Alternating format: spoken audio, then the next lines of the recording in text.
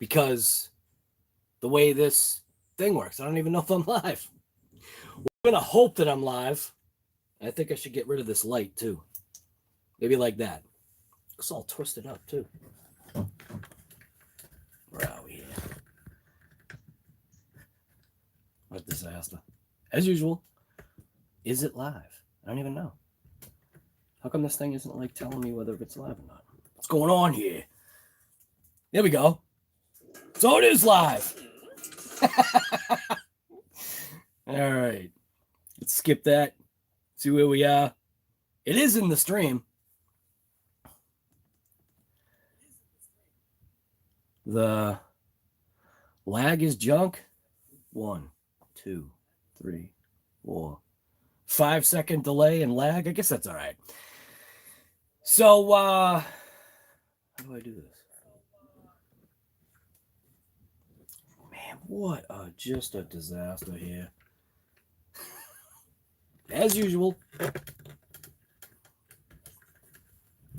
I gotta figure something else out here. I don't know if this is working. All right, so today on Honesty Guy Garage, COVID and Coffee, good morning. Most of you, like we talk about, most of you are going to see this as a recording, but if you pop in on the stream, all I'm going to try to do is re-electrify the Mad Van, because the Mad Van, while being a very and it's crazy too, right?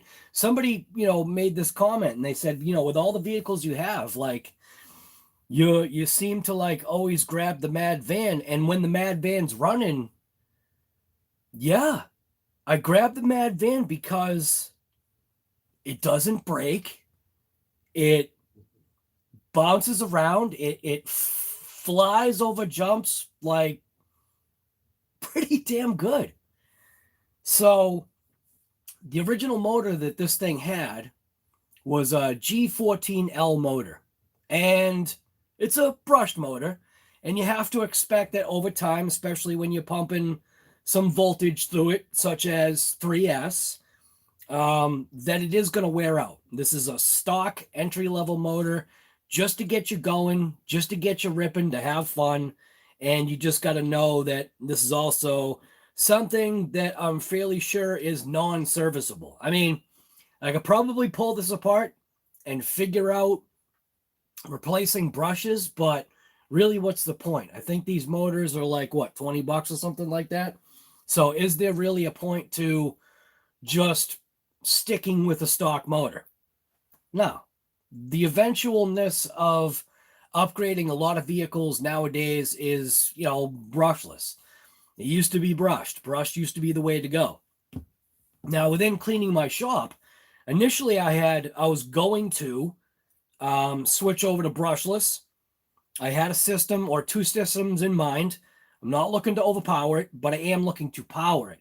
Now, I was going to go with a 2200 kV 2 and 3S brushless system, and then my mind was changed when I cleaned the shop, because when I was cleaning the shop, I came across this, which is a Japanese-made, which means quality, Japanese-made Trinity Diamond motor. Now, obviously, with the way this thing is set up, this was set up as a race motor. Now, maybe the reason why this race motor was not in a vehicle and it was actually in my, forgotten about box was probably because the motor's tired. Now, this has been probably floating around. Like I said, I had to have used it in the very early 90s. So I'd say like late 80s, early 90s when I was racing. Most likely this is the motor that I was probably using in some of the heats that I was in. And just by the way the configuration is for the brushes, it's leaning things in at an angle. I mean, it gives me that, impression that this probably was a fairly good motor. So I figured, you know what? The ESC is still alive. I even though, man, and here's the crazy part, that EFC smells like burnt electronics. So we're not just talking about, you know, so I start the stream and then all of a sudden now you decide you want my attention? No. Go away. Go. Stop. Sit. Relax. No. She wants to, when she was a puppy, there are things that like you learn. And I knew in the back of my head that she is not a lap dog. And she probably shouldn't be like trained that way. But because it must be her breed. And I think I did read that English Mastiffs are very connected to their humans. So because she went everywhere with me in the truck, because I was always spending time with her, you can see her eyeballs, can't you? Where are you? Yeah, you're right there. You're like right there. She's an awesome dog, but what happens is she can become a pain in the neck because every 5 seconds she wants your attention. I don't mean that in a bad way. It's just, you know, of course I'm trying to do the stream right now and she's like wine bagging behind my back because she wants me to pat her. Sit. Just sit. Just sit. Relax. Just lay down or something. She like, look at her. She's like, no, I want to be in your lap. It's like, no, you're not going to do that. All right. I don't even know where I was. I think she's very heavy too. So when she leans on you, it's all 180 pounds of her or whatever she weighs. It's not 180, but the last time she saw a vet, which was probably, I don't know, like a year and a half ago or something like that, she was 142 pounds and she was still just a puppy. So she's got a couple pounds. She's not fat either. She's not one of those fat English Mastiffs. She's an athletic breed of an English Mastiff. So, which I wish I was more of an athletic breed. I think I'm more of the other English Mastiff myself. So, but wherever I was on this, we did rip this motor. It did come back to life. It definitely is suffering massive heat issues. I really don't think it has anything to do with putting 3S through it. I just think that it's probably just tired. I could probably revisit the brushes and do all that stuff and clean the armature and pull this thing apart like you can. Because, obviously motors like this, you could actually pull apart and do stuff too. But I'm not going to go that route. So the route that I have decided to go, originally, like I had said, I was going to go with a 2200 kV. Well, I found this one. This is another Hobao motor, but this is a 3900 kV. So, yeah, I think this Mad Van should be able to move on this little motor right here. Obviously, I'll try it on 2S, then eventually probably get bored and go with 3S, but I do need to get the electronics back in. This is a 60 amp Hobbywing rebranded ESC. I am going to stay with the original controller. So I'm going to pop in the original servo. So basically all this is just reconfiguring stuff, realizing there's certain things that I don't need to put back in there. I don't need to put that like heat shield or whatever the heck this thing is. This thing, I don't need to put this back in there. It's going to leave me with some open space, I hope. The only thing, though, is mounting the receiver. That was something I'm just thinking about now. Hopefully, I'll be able to find a spot to be able to mount that receiver. Mad Van is kind of tight on space, so that's why I guess it's good, using smaller stuff.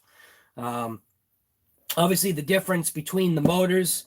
So you've got the original stock motor, the G14L, and then the Diamond motor, which was obviously shorter, a shorter motor. And then I think with this brushless motor, we're basically now the same size Yeah, actually it's very, very slightly shorter than, I'm not even showing you. It actually is very slightly shorter than the diamond motor that we threw in. So hopefully it'll give me a little bit more room. Maybe I'll be able to take like the receiver and stand it up on end, something like that. Maybe, depending upon, you know, how I can figure this out. Because like I said, Mad Van, it's pretty tight for fitting stuff in. I'd love to be able to put like, you know, maybe like a fan on this. I do have a heat sink that I could probably snap on. I just don't know if the Mad Van has the room. I mean, granted, this is a slide-on heat sink, so who knows? Maybe I could slide it on, or maybe I could just kind of crimp this just a little bit so that it you know, kind of clamps on a little bit better, has a better contact to that motor. Something like that right there. Something like that might work. Scraping off all the stuff there. But we'll see. It's just trying to, like I said, that's why it says maybe. Just trying to repower the Mad Van and get this thing out there and rip it, because do I like the larger scale RCs? Without a doubt. But it's so easy to just take this Mad Van. I mean, it takes minutes to charge up a battery. Not like a half hour, 45 minutes for, you know, the double 4S, 6S, whatever brick packs that we run. It's just easy sometimes just to take a 2 or 3S pack. You charge it for like 10 minutes. On my charger, I charge everything at 10 amps. Everybody freaks out all the time. It's like, why are you freaking out? It's working for me. I set my charger at 10 amps, and the charger is intelligent enough to know to back off and not pump, you know, 10 amps through that pack when it doesn't want it. I don't know how it does it, but it does it. My charger, it's that HTRC 240 Duo. I don't know how it charges. I just know it does. And I know that from experience so far for me, it's never caused an issue for a battery pack. I mean, I've watched it. I've watched how many amps it puts through it. It will increase. It'll get up to, you know, whatever amps. Let's say it gets to like 5.6 amps. It'll get up to that, and then it will back itself off. And then all of a sudden you'll see it just give like a little touch to the battery, and then it might back itself off. It's crazy. I so far I see no need. I wish those chargers were bigger.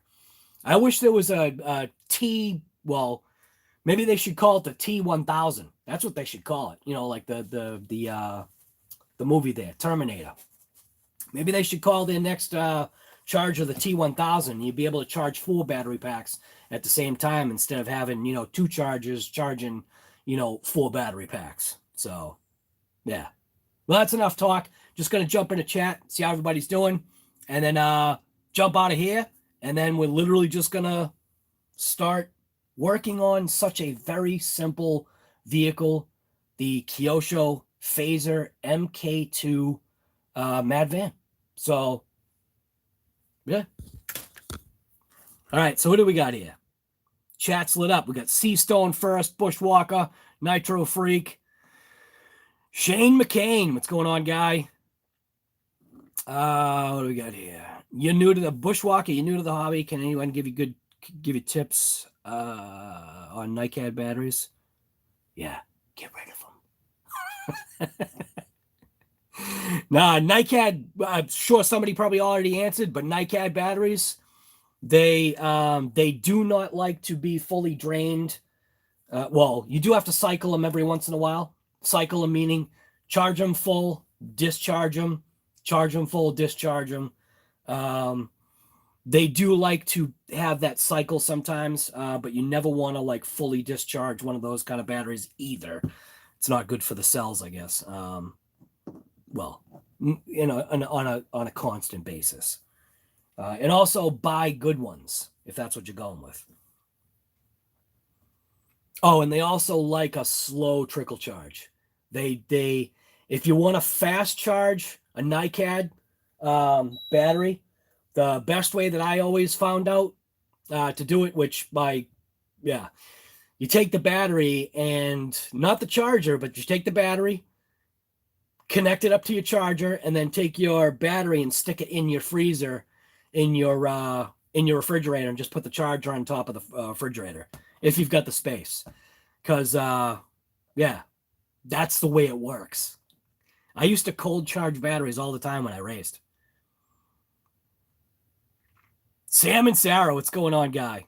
Dylan Davis, good morning.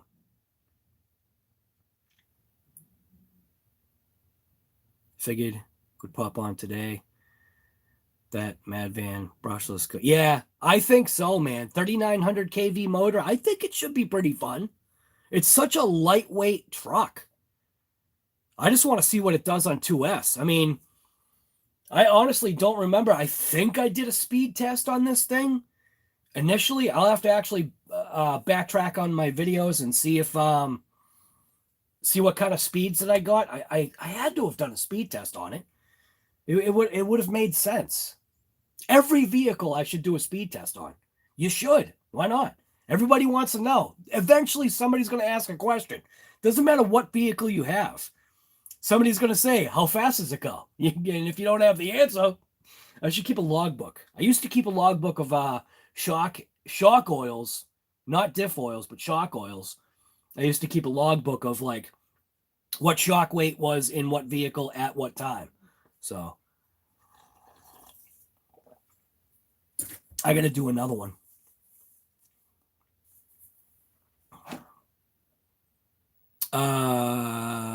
I cannot pronounce it. Suckender. What's going on, guy? Where did you get the long golden screwdriver? Screwdrivers. Are you talking about the bits? I think you're talking about the bits, but the ones that I'm using right now, they're not golden. And these ones are the long bits. So I'm not exactly sure. I'm not sure what you're asking, because the golden ones, there is a link in the description for the gold ones, but I haven't been using those recently because I used one of them as a pry bar, the smallest one. Stupid. I used it as a pry bar because I just didn't have a regular screwdriver. I snapped the tip right off, which also meant that it was a nice hardened steel tip. But in the description, there should be a link to those. But the ones that I use all the time now that I have found that I really like, I mean, maybe you're talking about these. These are more like a platinum or silver driver. And then I've got these ones right here, which I love these because you want to talk about long reach. These ones are long reach for using it with your hand. But these ones right here, these are all Hobao stuff. So Hobao has their own kit that comes with a locking handled driver, cushion grip, comes with a Phillips and a regular, and then comes with all the attachments right here, right on a block. So it's not a massive kit. It's just kind of like a, I guess you'd call it a pit kit. 110 scale kind of pit kit and some 1/8. Once you start getting into, the larger scales, you obviously need to step up your setup. But I think that's what you're talking about.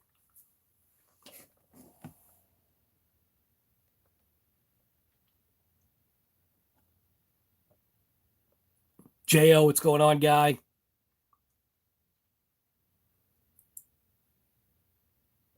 Yeah, she is. She is definitely we'll say she definitely is a pretty dog. That's why her name is Daisy.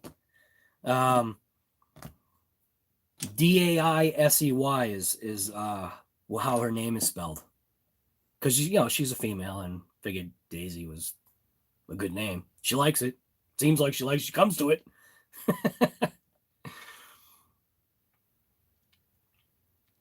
Trail Critter, what's going on, guy?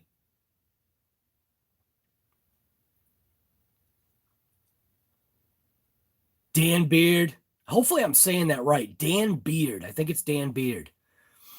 I wonder if that's actually your last name or if it's just like literally because you have a beard. You never know. Could be somebody's Jessica. What's going on? Guy. Oh, you just got your T240. Yeah, the T240 is a great charger, but I don't recommend. Don't do stuff that I do. Follow instructions. Do like what you're supposed to do. I just do what I do, and it's like has always served me well. I need to get a bit better background here. This is looking like crap.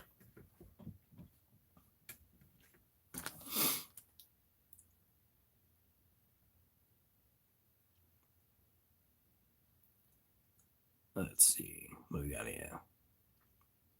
Whoop. Some message got retracted.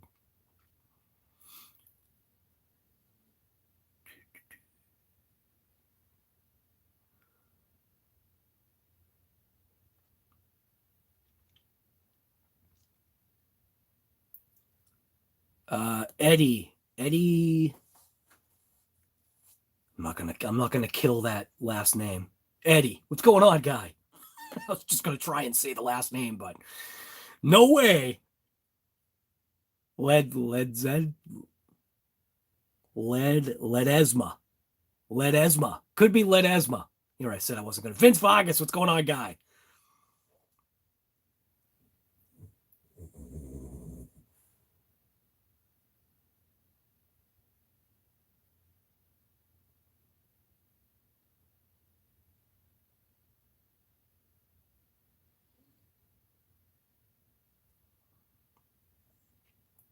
Let's see. Gallon or Galeen. What's going on, guy? From Hawaii. Nice, guy. What's your weather like over there? Nice. You got your coffee in hand, Trail Critter? Nice. Me too. Hopefully I actually get to drink it while it's hot. I always, you know what's funny? My daughter, she said something to me the other day because when if she's here when I am, or likewise, if she's making lunch or breakfast or whatever, she'll double it and she'll give me, the other half. And then she's like, why do you always eat the stuff I give you cold?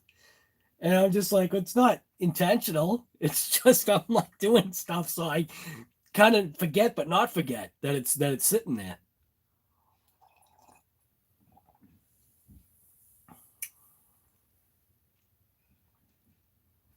You saw them when I repaired the Hobao Hyper MT Sport Plus. Oh, right. Okay. Yes, I know. Okay. Yep. I know exactly the ones you're talking about. Those actually are nice. Like I said, though, I broke one of them. If the link is not in the description, I'll send you the, how can I send you the link? How about this? Go to my last video and comment with the question. What I'll do is I'll send you the link because I might forget. Do you know what I mean? So if like I see this like new message going, hey guy, your videos are amazing. No, just kidding. I actually do like those bits. They're a good quality bit, or at least seemingly they're a good quality bit. But just remember, just like every tool, eventually things wear out. Mine, unfortunately, I broke mine because I just misused it. Stoned, what's going on, guy? Philip, I appreciate that. I know. Dude, I want to see more videos of the felony too, but the unfortunate thing is right now, in the climate that I live in, running speed cars, you have to know it's very dangerous. So tires, especially the Hoons, do not like the cold temperatures of like, listen, Alexa, what's the temperature? It's way over there. Right now, it's 27 degrees Fahrenheit. 27. I don't know if you heard that. It's 27 degrees right now. Hoon tires do not. It's like basically, let's put it this way. Hoons right now are drift tires. Like, I mean, you get outside and those tires, the rubber just stiffens up so bad. Trust me, I want to run my felony. I'm gonna build my limitless. I keep saying it. I'm gonna build the limitless. I do want to run the infraction. I mean, all kinds of stuff, guy. Dwayne, what's going on, guy? Good morning. Good job pronouncing your last name. I'm assuming you say it. Gallon, 80 all day, every day. Dude, you're killing me, guy. That is awesome. I hope you're joking, man. 80 all day, every day. Yeah. Rochester, New York here. So you must be cold. You know, somebody actually commented, and I literally agreed with them. Somebody made a comment. It's like, I don't know, to each his own, but the person made the comment and they said something along the lines of New England, something, I think they said New England accent, or he's got a New England accent, good reason to stop watching. And I point blank, Brett, I just like went thumbs up. I 100% agree with you. And it was just like, well, how do you say it? When people make comments like that, you know how they're being. I love to turn it around and just go like, you know what? I'm going to give you $100 Amazon card just because you're so awesome. It's just like, you know what I mean? It's like, come on. It's like, go do something else with your life. Crawling tonight around 5 at 27 something degrees. You're out of your mind. I wonder if Alexa will know what the temperature will be at 5 p.m. tonight. I've never done that. Alexa, what's the temperature going to be at 5 p.m. tonight? At 5 p.m., it'll be 41 degrees Fahrenheit. Are you kidding me? I actually didn't know you could actually ask the time of what the temperature is going to be. So 41, that's not too bad. She has to be like in my lap right now. Hi. I know. I love you. You're a good girl.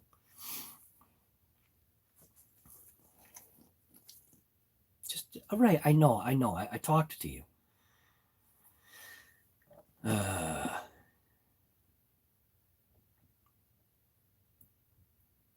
Volcano is going.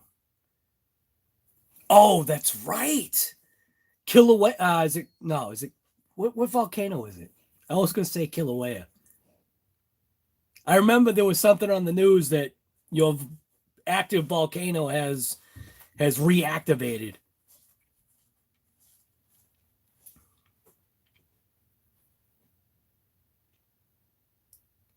Let's see. Germany. Wow, dude, that's crazy. Opposite side of the planet. There's no links. Oh, here in Germany, in Germany, there's nothing like that type of driver. Is that what you're saying? Or weather? Barbecue, what's going on, guy?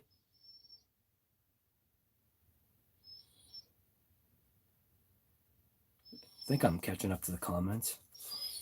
Your Alexa just told you the weather, right? Is that a riot? I think it's such a riot. Whenever you say that and you got like, you're watching a video or you're on a live and somebody says the key word. Do you need to go out? Is that what you need? You need to go out? All right, hold on. All right. I'm going to throw this way. You can stare at the mad van. I'm going to go let my dog out. You need to go out? Huh? You want to go out? Watch out.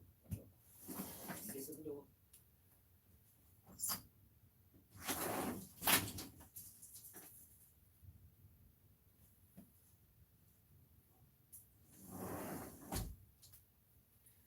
Now, what I have to remember is to let her back in. Over here, Nice thing over here too is that I can just literally just let her out the door and she goes right to the woods, which is great. So works out really well. Let's see, what do we got here? I'm never gonna get to this mad van here.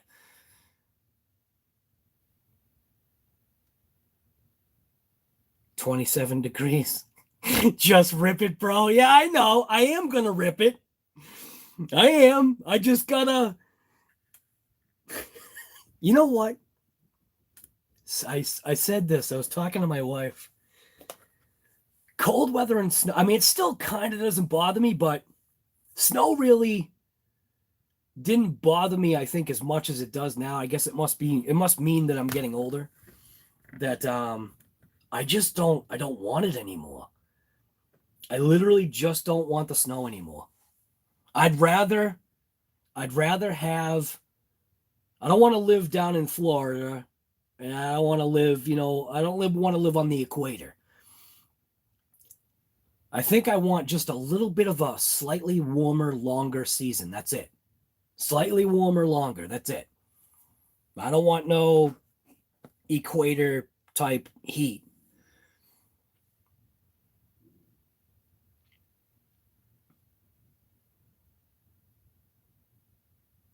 Jeez. Nitro, you got 65 degrees? Man. Rubbing that right in my face. 72 in Florida right now. Oh my God. All you people with the warmer weather. 59, San Francisco.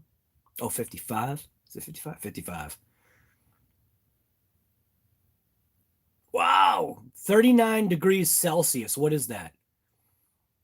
Alexa, 39 degrees Celsius is what in Fahrenheit? 39 degrees Celsius is 102.2 degrees Fahrenheit.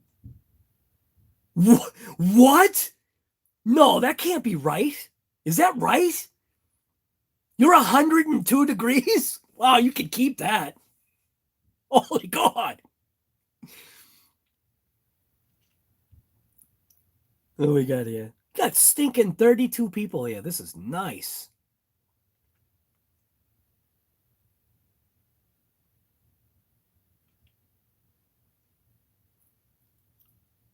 Sam Wega, what's going on, guy? Just trying to get better from. Oh, dude, you got that COVID, huh? Wow, that's no good. Moose, what's going on, man? This must be your first time here. I don't remember anybody having Moose Giovanni. Moose Giovanni name.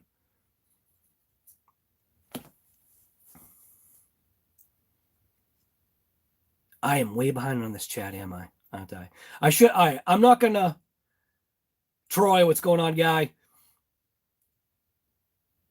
30 miles per hour in the old Trinity mode. It was all right. I know that thing had way more in it. It's just, it's not. Probably could have taken the little filters off. That may have helped with the heat.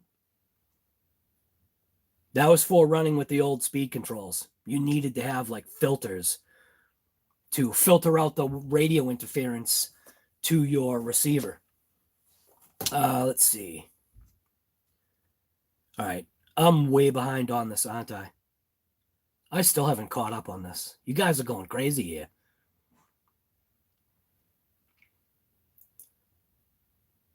Let's see. Eddie, you will get taxed for saying that.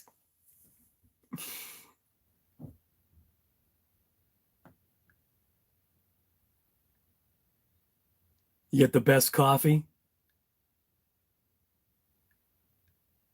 Philip, lawn care and plow guy. You love your winters off, right? How's the EXP? Keep having to mess with the diffs. Almost running perfectly, though. Yeah, you know what? I do have my EXP diff that is going to be going in. Pretty sure that it looks like ARRMA has it squared away, kind of. I want to crack open the diff though for myself and see if I know the case is still cupped. It's because the case, the cupped portion of the diff is cupped. It creates stinking saucers. It was a dumb thing. It's a great diff being locked, but or having the limited slip.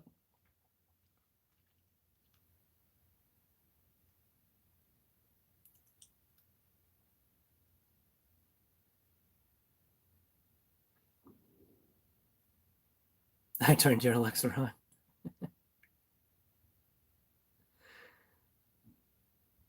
Drinking your coffee and in the... Oh, dude, you're actually in a hobby shop? What hobby shop are you in? That's cool. Barbecue Man, thanks for that. Gaines, what's going on, guy? All right, so what I was going to say, in order for me to even start working on this Mad Van, if anybody's like saying anything to me, just do the at RC Guy Garage so that I can see it, because I want to get going on this Mad Van. Ugh.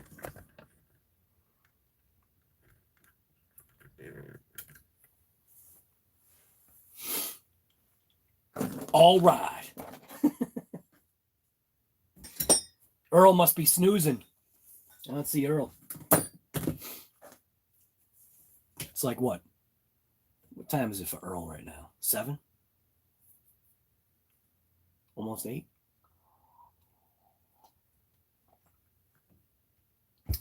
All right. Mad Van. I did actually evacuate everything out of it. I started to do a video on it, and then I decided to give up and not do the video, and I decided to just go live. And I don't know. What's funny is that the videos do a lot better for ad revenue, which is what's keeping this channel alive, obviously, or helping it grow or go. But I honestly, I do like doing the lives. So I figured I might as well just, repower it on the live. But I did take everything out. All I got to do is just kind of clean this up a little bit. I think I decided to use the 3M dual lock, which is usually the stuff that I use for my, like right here. When I did the speed test, just take a strip of the dual lock and I just like place it right on the battery. This battery only goes in one way correctly for the Mad Van. So anytime I want to like check out, how the vehicle's doing, hopefully this battery will be fine. It's out of the way of a strap.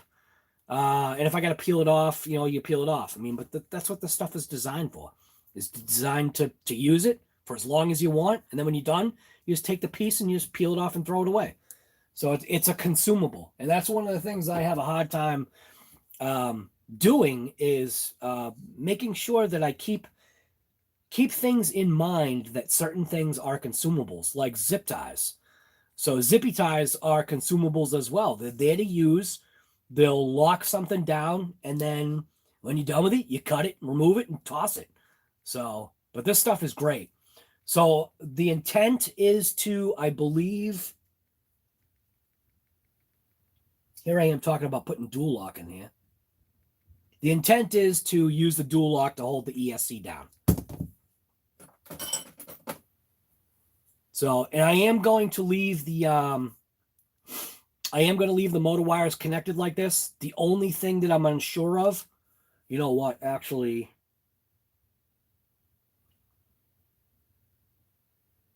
motors going in the opposite direction. I probably have to undo these wires because I believe it's going to spin backwards. So that's heat shrink too, man. Crap. You know what? Maybe I'll just power this on real quick. I think I'm gonna power this on real quick.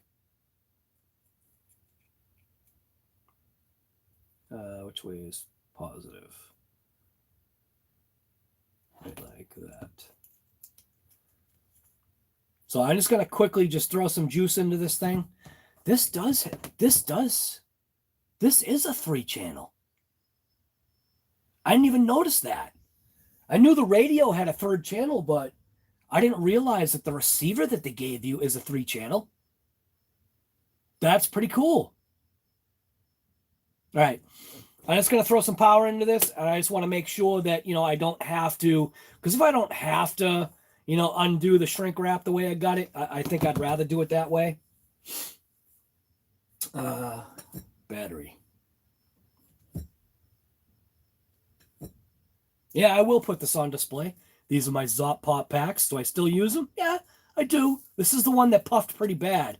It puffed so bad that it stretched the packaging, and it eventually, the puff went down, and then I fully encased this thing in a plastic. And these are Zop Pop batteries. They're Zop Powers, but I call them Zop Pops.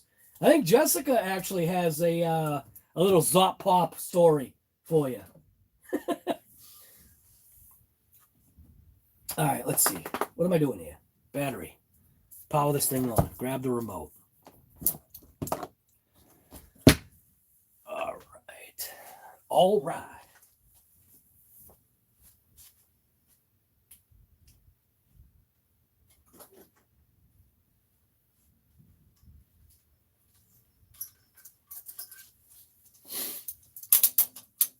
This Kyosho remote, surprisingly, is I'm definitely getting used to it.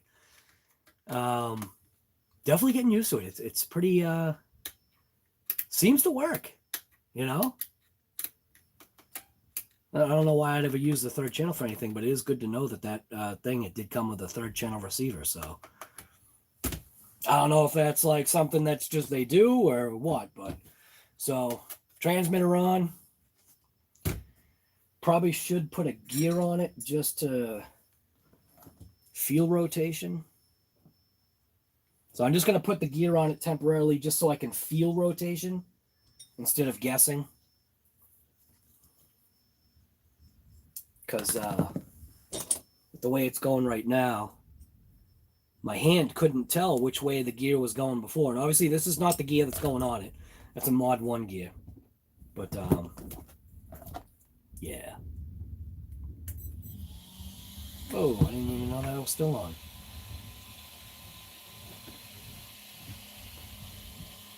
Ah, crap. It's not going to work.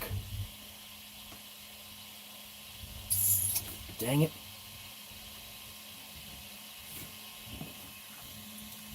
Wasn't thinking.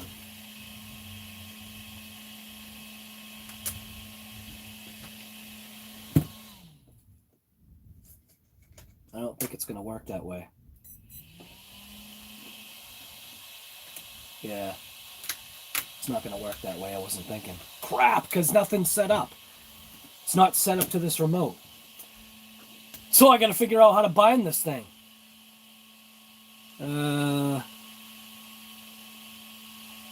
Bind. So that's a bind button right there. All right, well, I might as well just try it now. Do I have to do anything to put this thing in bind, though? I don't even know. I don't think so. I think I just have it on. Have it on. I'm going to press the little bind button, which I can't even see. Something on there. One of those holes says bind.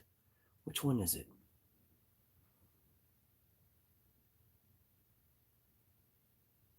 Which one is the bind button? Isn't that terrible? I got to use the stupid camera to see what's going on. Maybe I should put on my real glasses. Maybe that'll help. Oh, I hate glasses. Wow, isn't that funny, huh? Crystal clear. So one's the light and one's the one is the light and one's the bind button. Now, see, all it took was me to put my glasses on to see. Horrible. I hate glasses. I really do. But which one's the button though? Okay, so the bottom one's the button. So let's see here. Okay, there we go. Press and hold. Oh, wait a minute. No. This is bound already. What am I doing? I got to do this. Boy, am I not thinking.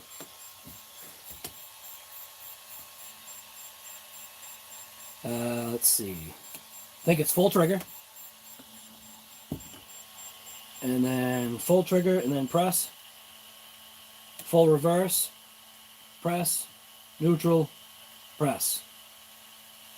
I think I did something wrong.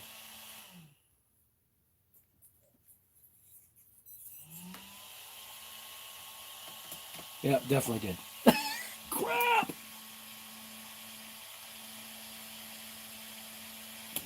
Alright. What did I do wrong here? Here we go. Press and hold. Ah, that's right. Put the Mod 1 gear grinding away right on the battery pack. That was smart.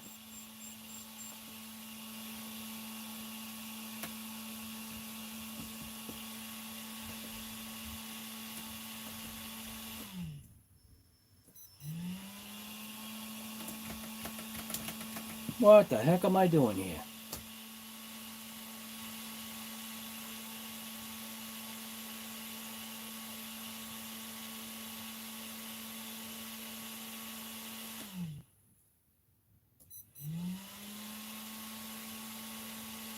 What is going on? What am I doing wrong here? It is bound.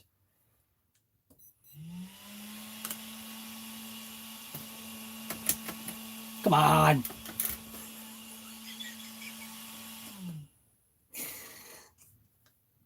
What's going on?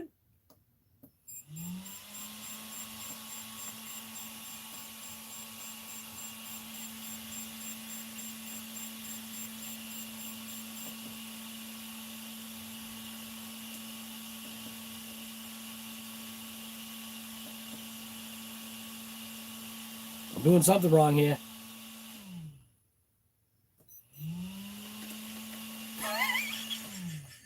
What a moron. Oh, come on. Why can't I remember how to bind this thing? Or set it, whatever it is. Not bind. It is bound. All right. Press and hold.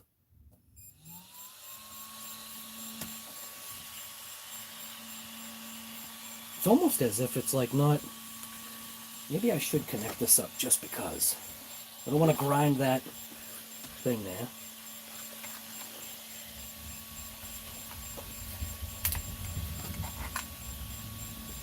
Use the steering thing just to make sure.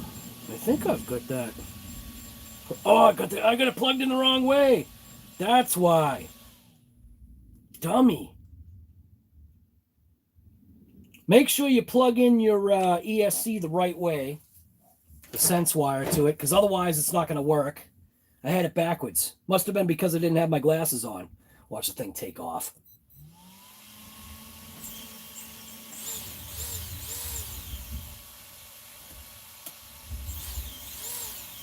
Yeah, now I messed it up. All right. Try it again. Power on. There we go. Now it's happy. Now, what I can't remember, I think it's full trigger. Then it's full reverse. And then I think it's neutral. No, I think that's wrong. All right, try it again. What's it going to do? Huh? That worked, but there's no reverse. All right. So let's try this. Turn it on. Neutral. Full trigger. Full reverse. All right. That, I think, did it.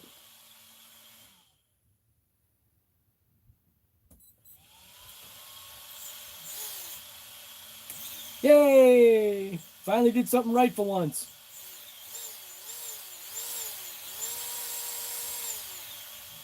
All right, so now let's see if this is going the right direction, which it probably isn't. So it needs to pull down. Oh, it is! No stinking way. All right, cool. So this is all set. Mint. Awesome. Isn't it funny how sometimes you just, I don't know, you forget what ESC likes what.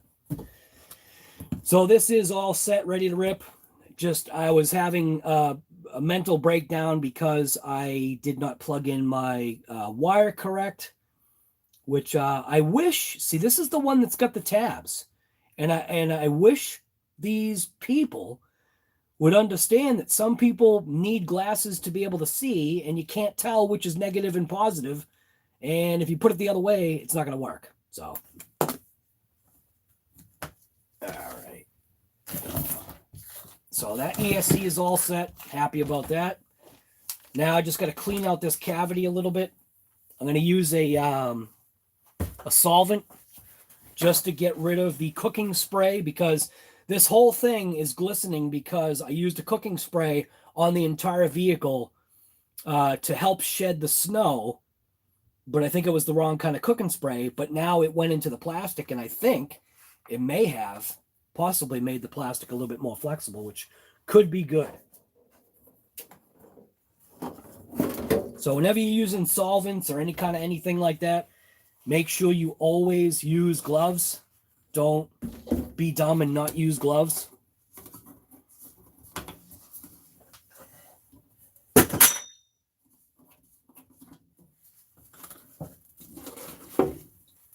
Just use a solvent real quick. Clean this whole area up. That way, yeah, see that junk that came off of there? All that black. And that way, the adhesive will have something to stick to. See? See the black? Cap off your solvents. Make sure you wear gloves.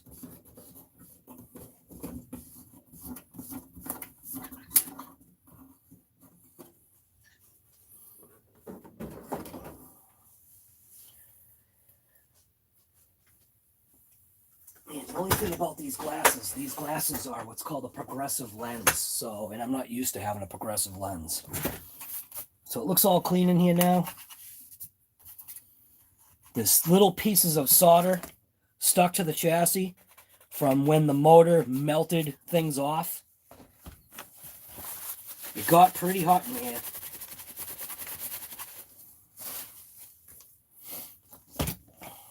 All right, so first, peel off the old sticker here. Or not sticker, but whatever this stuff is.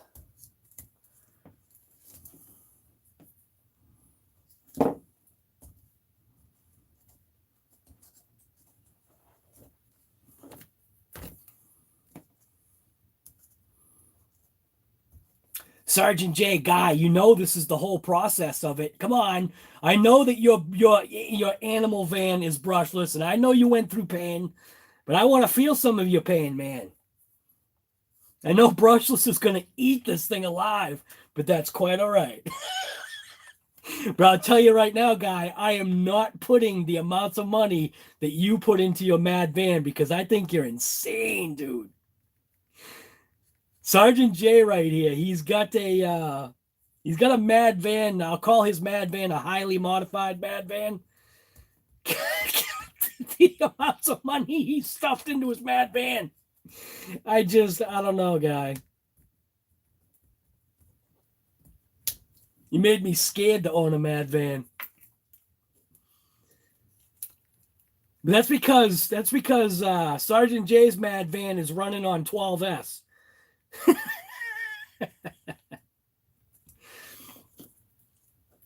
12S.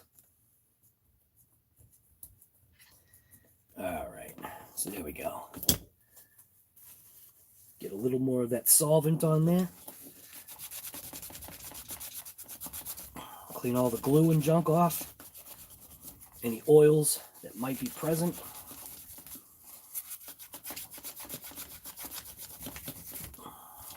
There we go. Nice and clean. Give it a good base for that Sherlock to stick on there. Or dual lock, whatever you want to call it.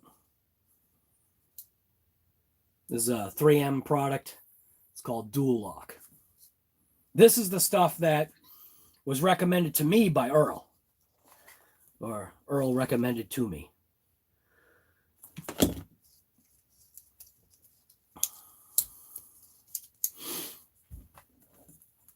I'm thinking I should just need one strip of it. Just like that.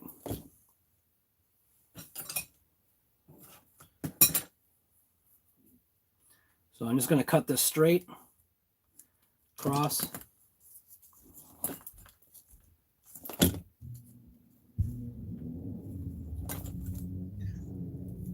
Put it on right about there. Fold it. And then cut it.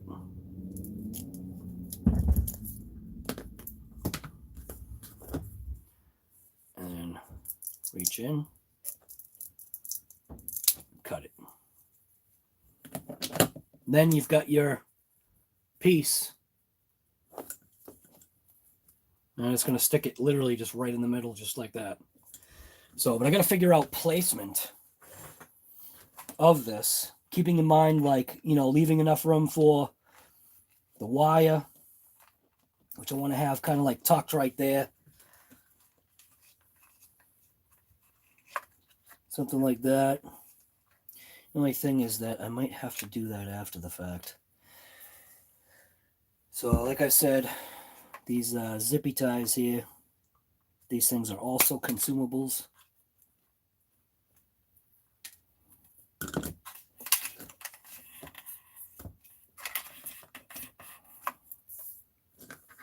Gonna take that pinion off now that I know the motor rotation is right.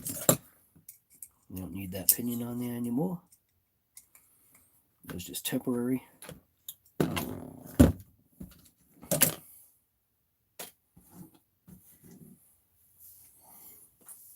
The stream is terrible. Looks like it's doing that like 20 frames per second. Hopefully the volume is good. 20 frames per second. Yep, volume seems like it's all right, but the video is very choppy. All right. So, ESC placement, I think, just like the other one. I want it to go this way.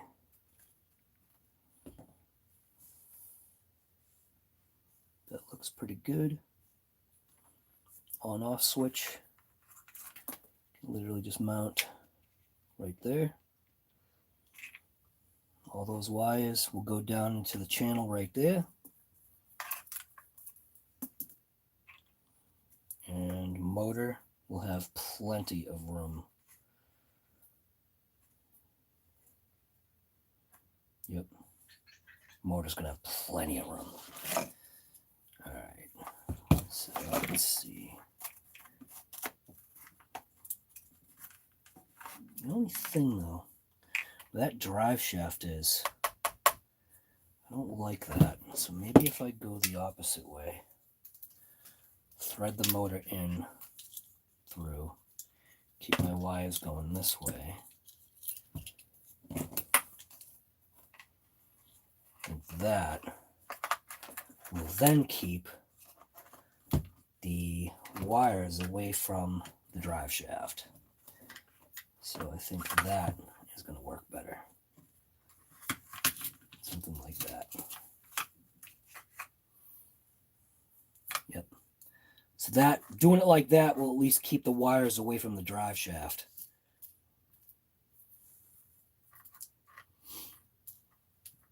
And I can take a zip tie if I have to, wrap it around the base of the fan just to keep the keep the wires from rubbing on that drive shaft. So that'll work like that. So now I need motor plate, pinion. I am going to stick with this pinion for now. 22 tooth. Reason why I'm sticking with this because it's the only one that I've got. And where's the thing?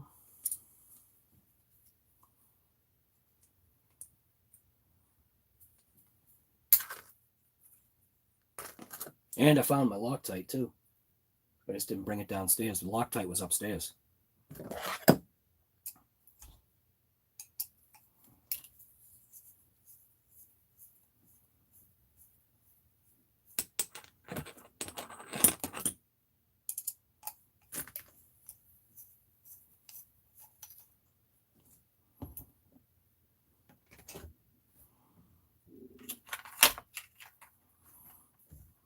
Now, what I want to do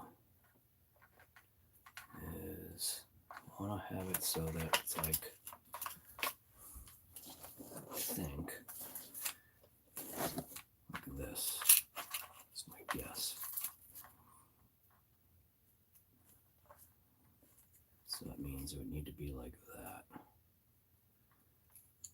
So I think right there.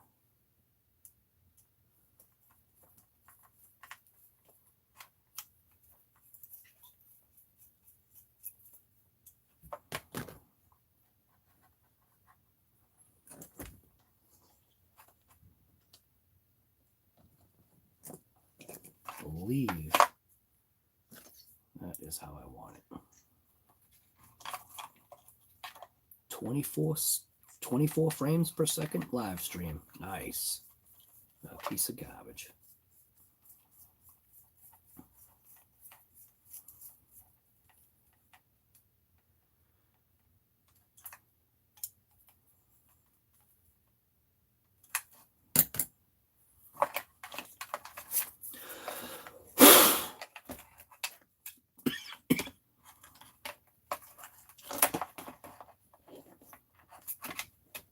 That is how that's going to be. That's going to look nice.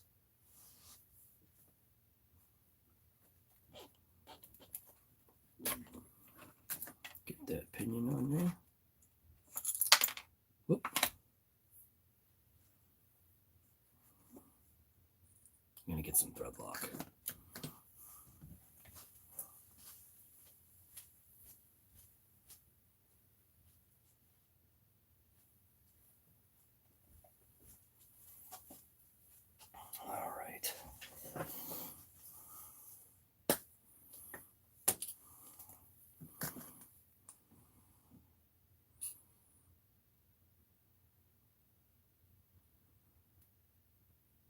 Wow, that's a lot of thread lock. But I guess it won't go anywhere either. Stuff it right down into the hole. Put the screw in a couple threads. Find that flat spot in the motor, which is right there.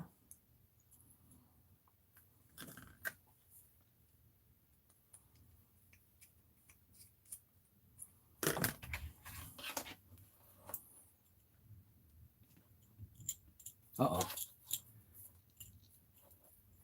Ooh. You know what I just figured out? These motor screws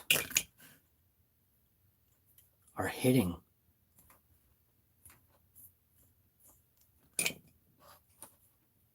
Those motor screws, they're that long that they're literally hitting inside?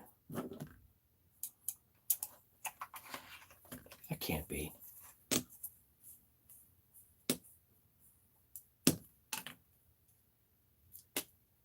The tolerance for this motor is that close?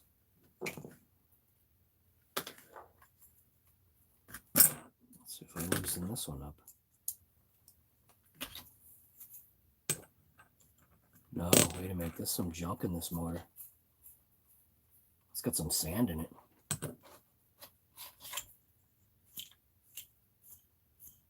Ah, crap. All right, well, this motor needs to be... Whoa! All that sand came out of this motor? No way. Either that or out of the ESC. All right, well, the motor's got some sand in it. Preventing rotation. So, I'm going to take this motor apart. Can't have that. No, sir. Cannot have all that sand inside the motor. And that means I'm going to need the small thing here. Might have to use a different Phillips because that Phillips is not going to get it. All right.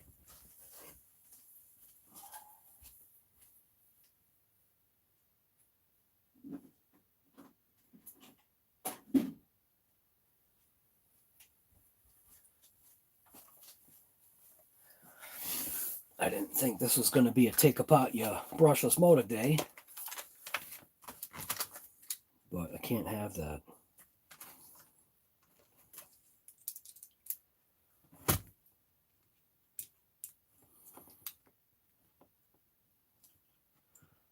Ah, crap.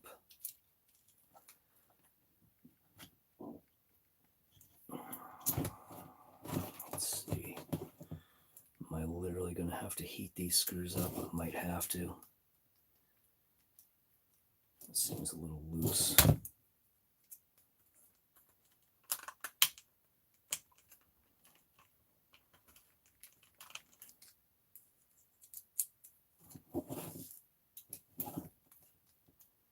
No, it's not that one. It's definitely this one.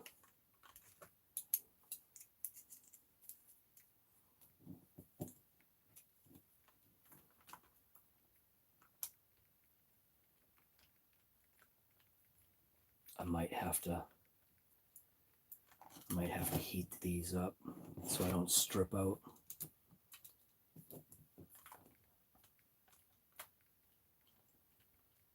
Yeah, I think I'm going to heat these up just a touch so I don't strip them out. Yep. I heat those up so I don't strip them out.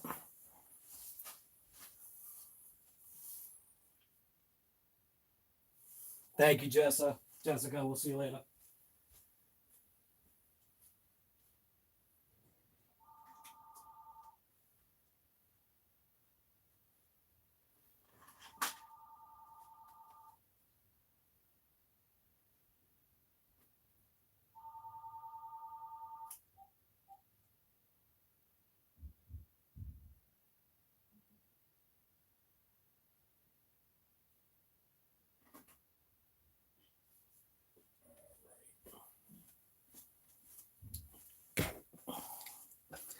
So I've got this little mini torch here.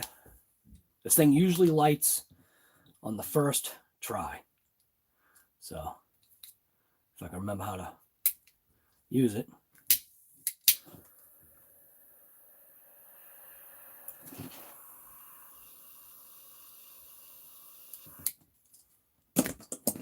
See if that was enough.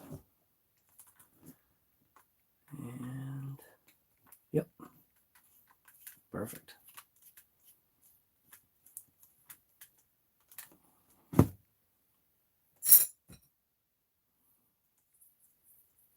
Cooled off pretty quick.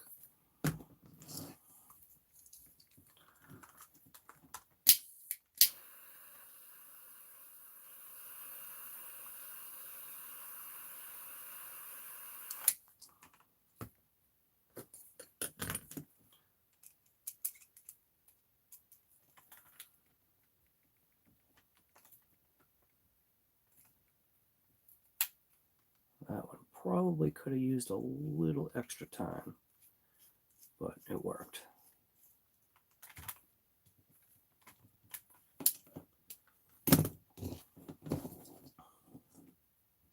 That's why I like this tiny little butane torch. Come on. What do you mean? There we go.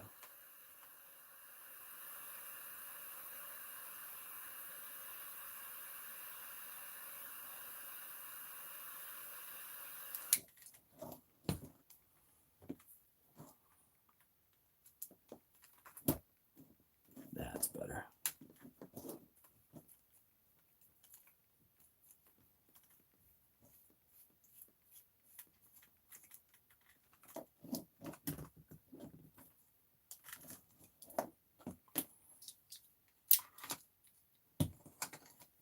All right, let's see what we got here.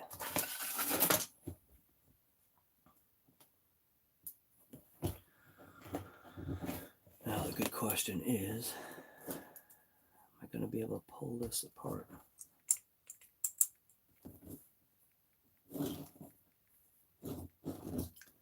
Might have to get a pair of pliers to grab that case. I don't think I'm going to be able to push it through.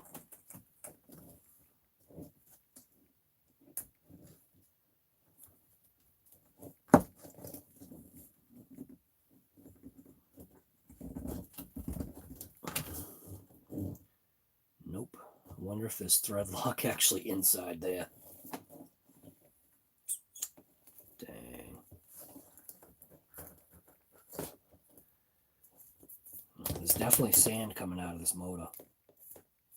Look at that. Wow. Look at all the sand coming out of there. Can you see that?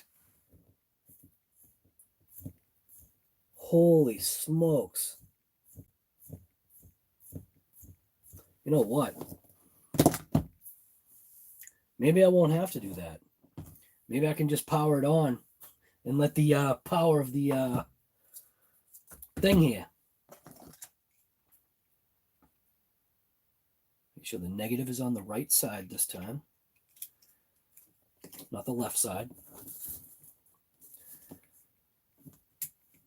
Wow, that's crazy how much dirt is coming out of this motor.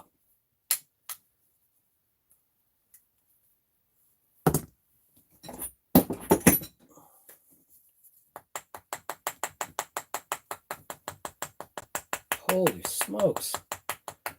I don't remember having this thing running through the mud. All right. Let's power this thing on.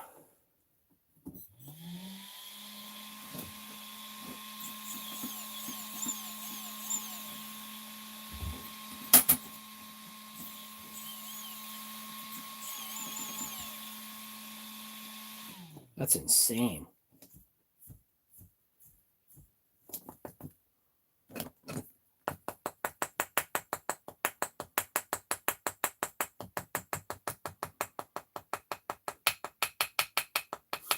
All the stinking dirt coming out of there. This is like I ran this thing at diamond dust. How is there that much dirt in this motor? You have got to be kidding me.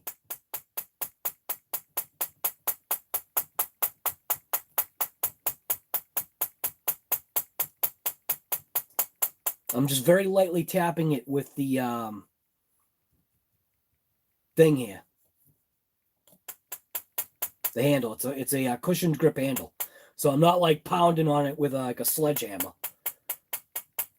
I cannot believe the amount of dirt coming out of this brushless motor.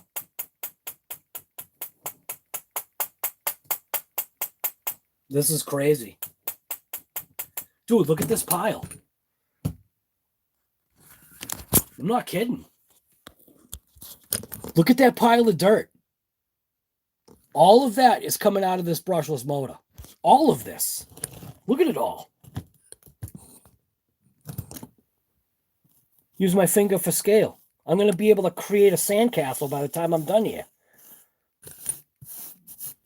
Look at that. What? Told you, I'm going to create a stinking sandcastle here. Look at it. You have got to be kidding me. Holy smokes. Holy crap. Well, I guess there's maintenance. Holy smokes. And it's still coming out. This is not a part of maintenance that I'm used to doing here. I'm not used to just smashing the motor to get the diamond dust out of here. I never ran this thing at diamond dust either. But somehow it actually has diamond dust in it. And it's still coming out too. Maybe that's what keeps this thing running. I would open it, Guy. I took the screws out. I think the Loctite is literally around the entire motor. You can't take this cover off until you get this off. Unless this is like threaded somehow. And I don't have a key to be able to pull it off. But that's insane though. Look at this. Holy crap.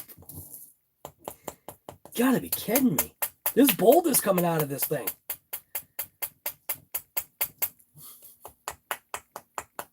Oh my God. This is nuts.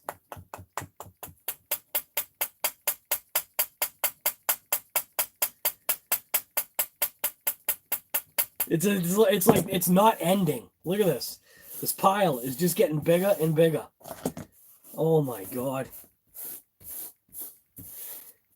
How is this motor running with that giant pile? I think that's about it. Oh my God. You've got to be kidding me. Even it's all going over here too. Holy smokes. That's insane. Maybe this motor is going to run nice now. It's not going to be as insulated. I think I might get my channel locks and just kind of see if I can grab a hold of this end here. See if I can wiggle it loose. But I have a feeling like maybe this is like thread locked in there. Like the thread lock like bleeded in, or who knows. Maybe they were never intending anybody to pull that motor apart. I'm going to grab a channel lock.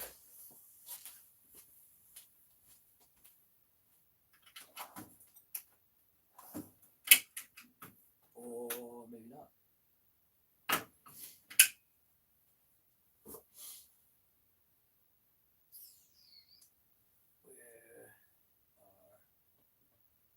are my channel locks?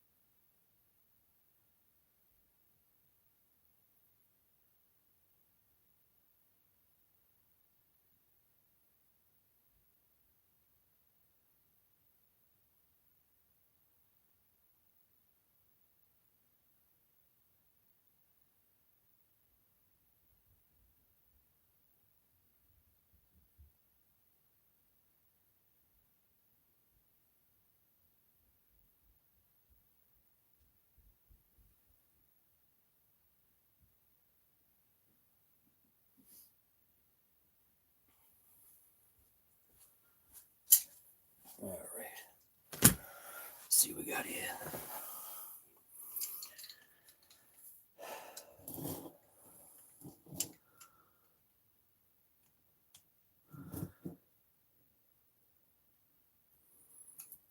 Don't want to do is I don't want to mar the aluminum.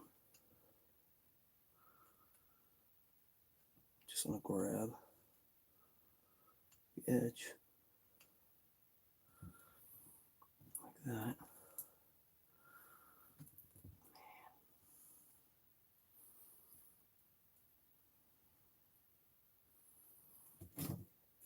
Yeah. Use these ones.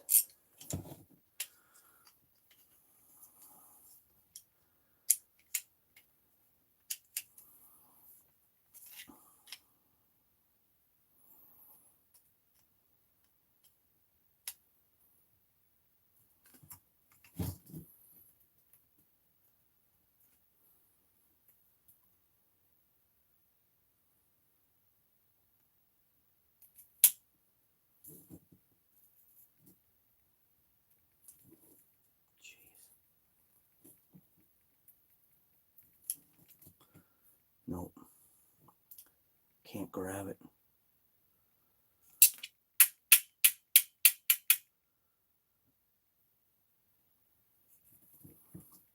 Won't let me grab the end. It's too small, man.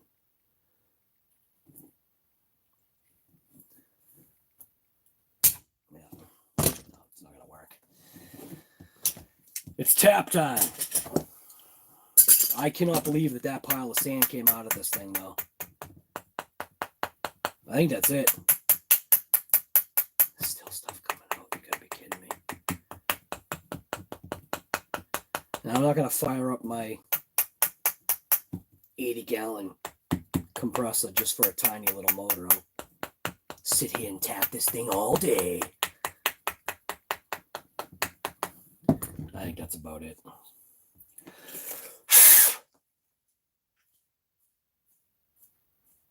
I think that should be a little happier.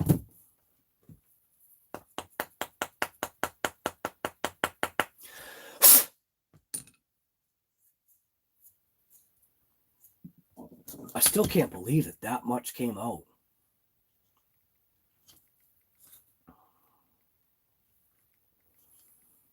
I can't believe I actually can't push this out, though. What if I thread in a screw? If there's a way to be able to twist this open to see if I could get this front cover off, but I don't know if this front cover is threaded or not. Where's my motor screws?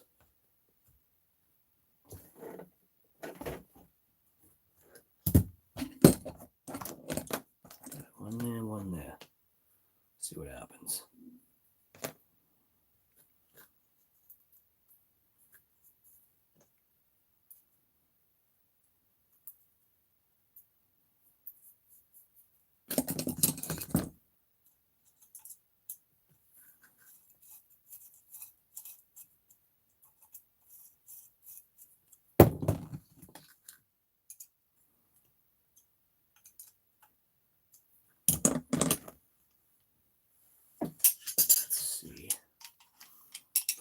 Grab it. Can I turn it? Nope. Definitely not. It's probably epoxied.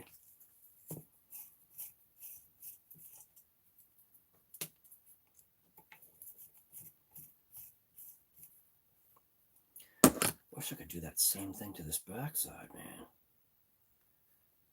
That just ain't coming off.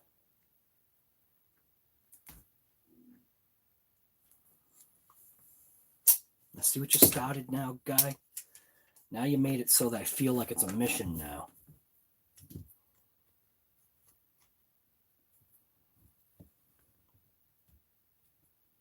It's just so little to grab onto here. Nah, look at that. I'm just burying the pliers right into the aluminum.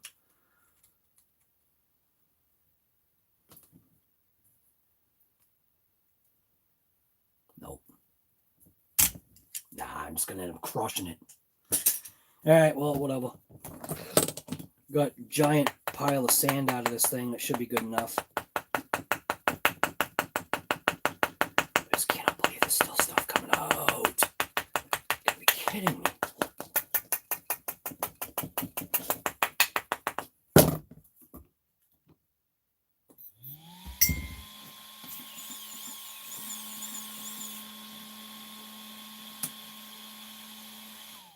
All right, good enough. So basically, I won't even pull the sand from this side, but I will scoop the sand that came out from this section here, which is all of this sand, literally right here, came out of this stinking motor. Check it out. Look at that. What the heck? That sand right there came out of this stinking motor.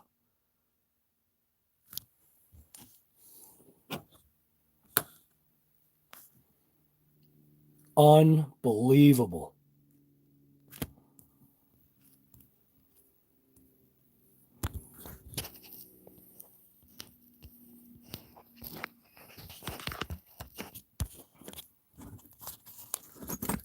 That was from doing the rally car challenge. I wonder if that's actually, maybe I can call that diamond dust, can't I?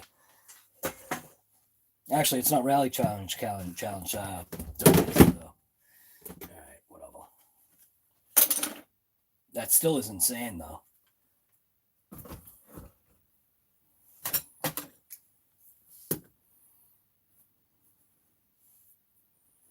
So I'll install these screws just in case.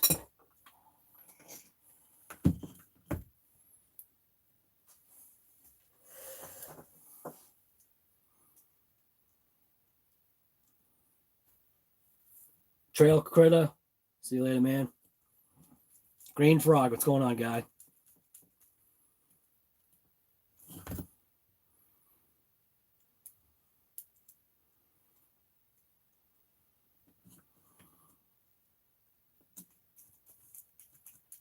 Yeah, but Frank, just out of curiosity, you're saying you blow your motors out when you're done? How would you blow out a motor like this?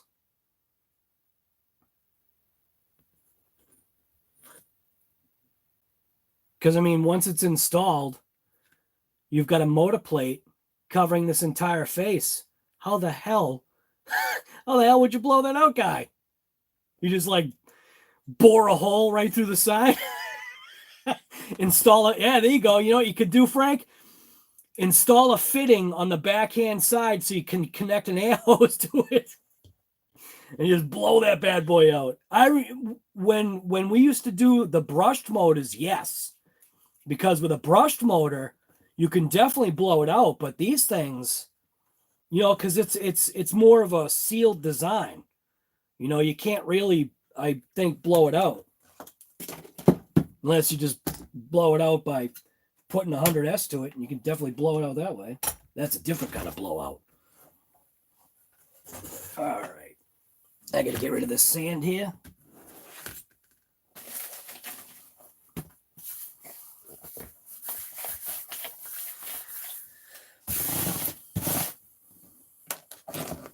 That was a lot of sand. All right.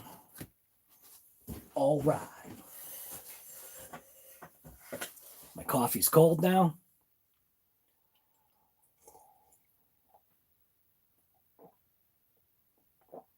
Boy, I feel bad for people that drive their RC cars in the desert then.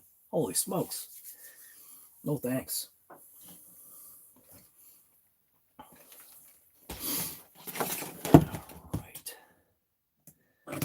So now I gotta redo this little motor plate thing here. I think I had it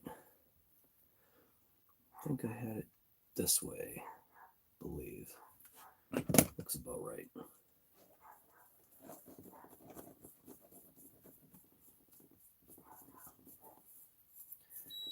And why is the dog wigging out?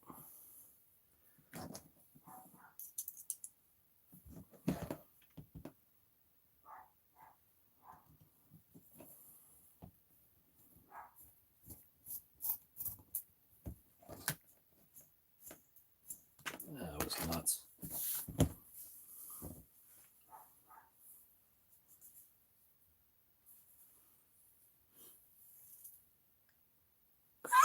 You wonder what the street value was? You could sell to the tweakers.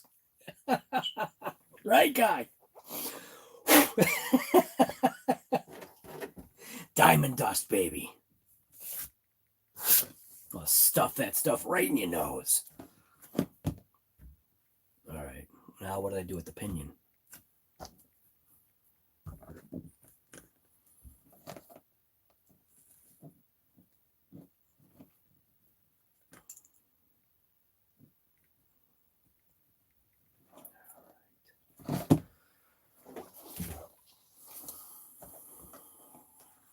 Now, I believe this is the correct spot. And, yep, definitely is.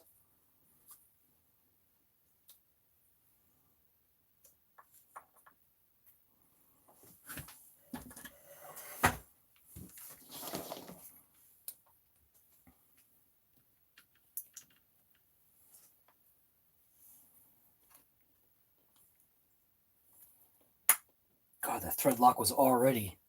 Did you hear that? Did you hear it crack free? Thread lock was already on there. So that looks like right about where it should be. I think right about there. And I never wait for my thread lock to dry. It's just, it'll dry. Just take some heat and heat it up. You want it to dry? Take this little bad boy and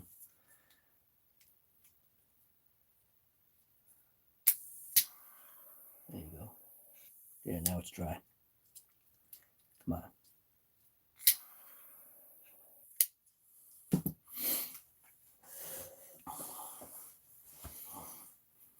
All right. So that's definitely happy now. Let's go ahead and install my little plate here.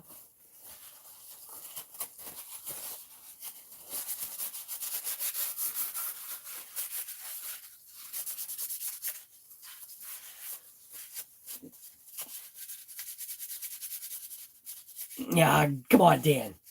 Yes, when you when you crank it, yes. When you put when you burn it out, absolutely. But if you want it to quick dry, just put it on it for a couple of seconds and it flash dries it.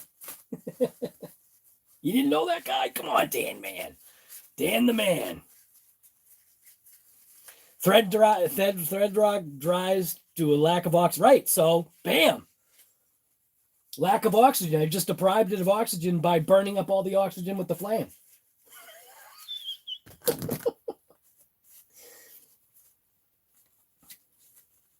And one thing I will say, J.O. knows what he's talking about, especially concerning that because of probably the type of work that he does. So he's a pretty good source of some information. How many amps is the ESC? It's only a 60.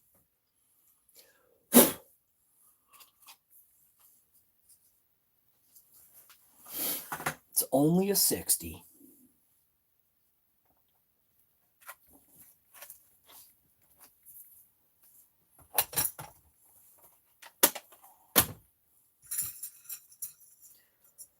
All right, long, short, short, short, short.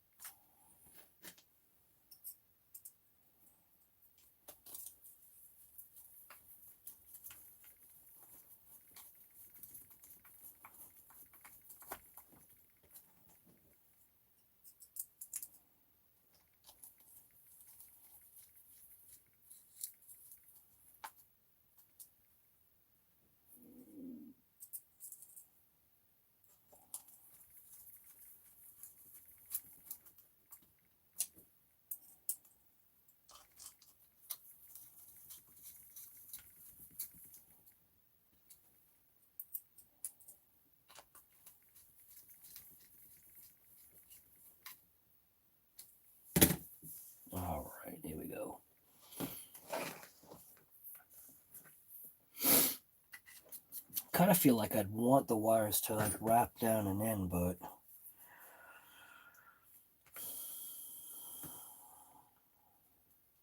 having it this way probably is going to help. I think that's what's killing me. Go like this with the wires. Get that out of there.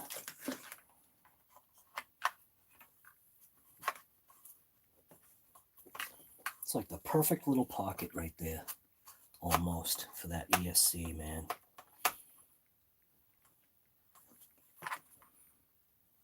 But I do want it to stay away, so I think I'll do it like right there.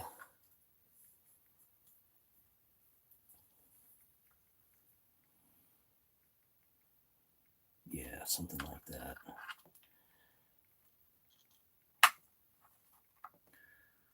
I can stuff all the wires down in that channel right there.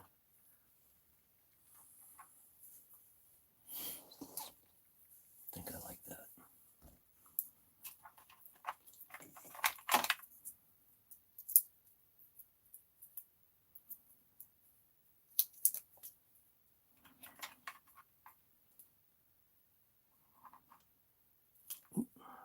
Stuff really sticks.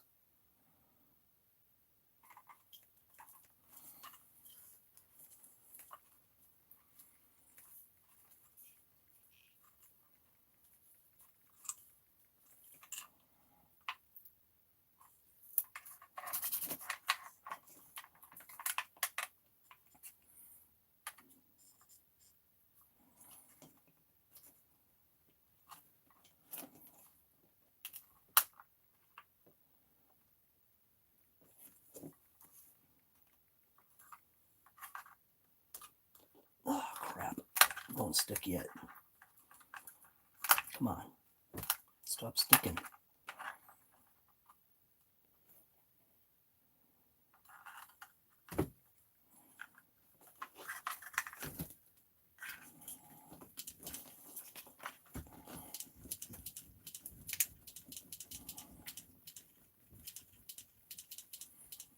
Oh, dude, Shade Tree, you're killing me, guy. You're calling his car a 67?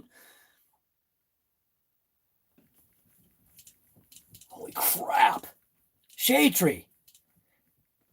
Google first generation Camaro and then come back and talk to us. Oh, killing me, guy. You don't know what a first gen F-body looks like? Ah, Shade Tree, you gotta go check it out, man. Oh, mine? No, yours, fool. Nah, dude, nah. Mine? Nah, I don't have a 67. Although I do wish that I had a 68. In addition, not instead of. Sorry, Shade Tree, man, for jumping on you. But, man, I was just like, what? There's no way you think that his car. You're out of your mind. My bad, dude. Nah. Well, some people don't know, you know. So, I think I'll do that like that. That'll probably work. Chainsaw, what's going on, guy? What year is mine? Come on. Killing me, Shade Tree. Now you're really killing me.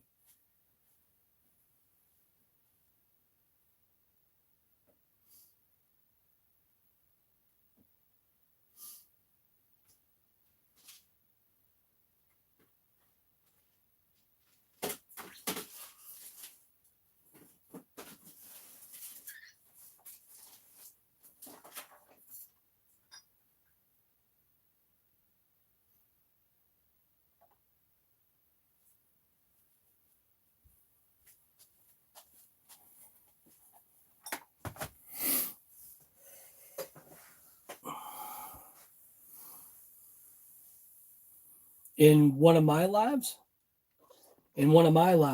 I have 2 69 Camaros, one 2002 Trans Am WSX.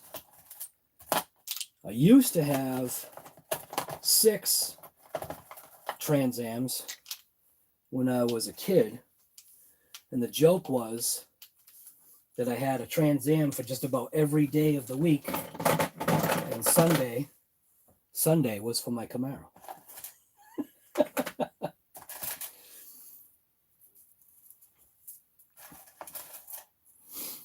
So I think I'll go blue.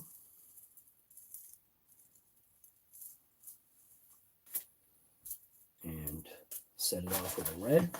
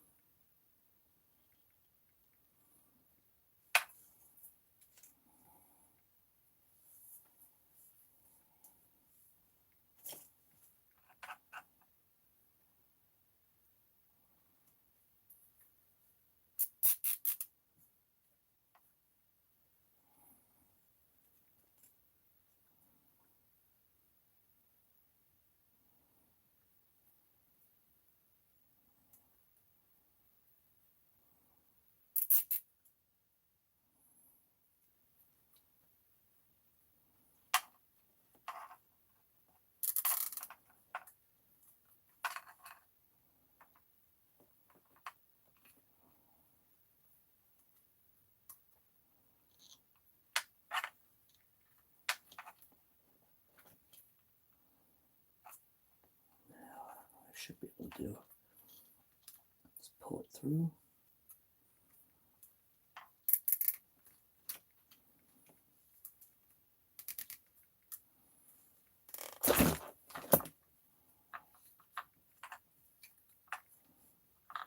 And that works for me. Just like that. Pull it through.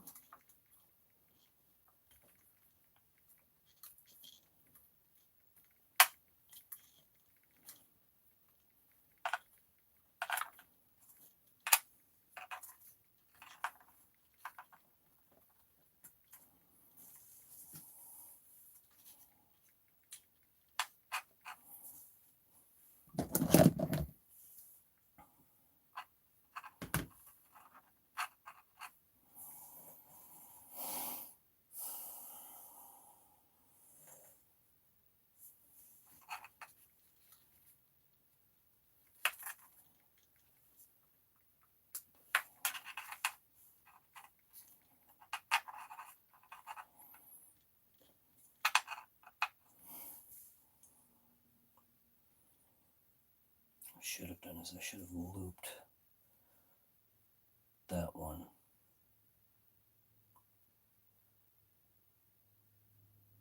Yeah, I think I'll redo that. I'll loop it.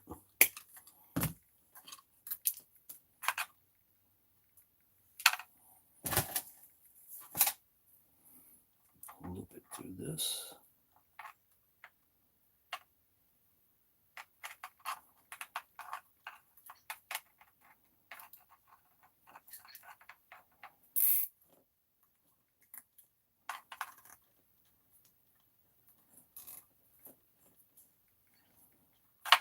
That's more like it.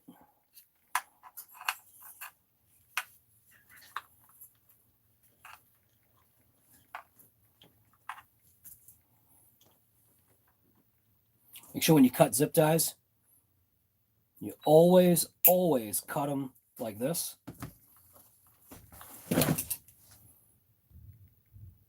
See right there? That's always how you want to cut a zip tie. That's the proper way to cut a zip tie.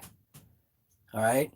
And the reason why I say that is because when you're working underneath your dash in your car, this is the easiest way to let you know you got a zip tie there by leaving them cut like that. That is the best way to cut your zip ties. That way you know they're there. You'll never lose them.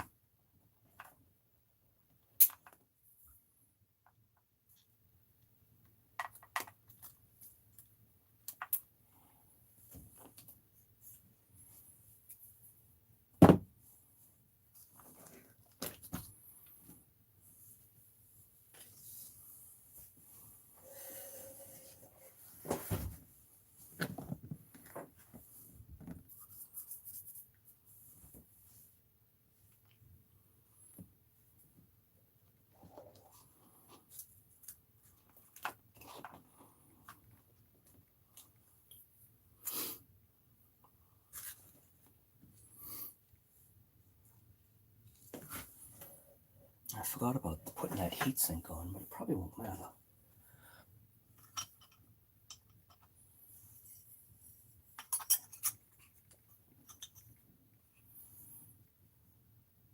Yeah, there's really no room for it. Unless I go in sideways. But then I'm cutting the brackets off. I don't think I'll just leave it. I don't think I'm going to burn this thing up that bad.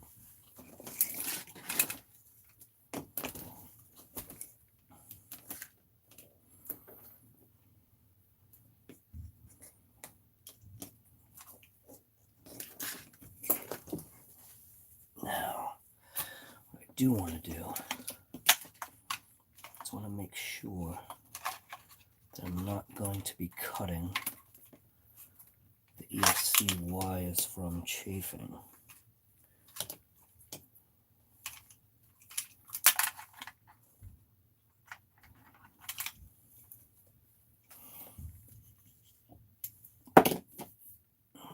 Now,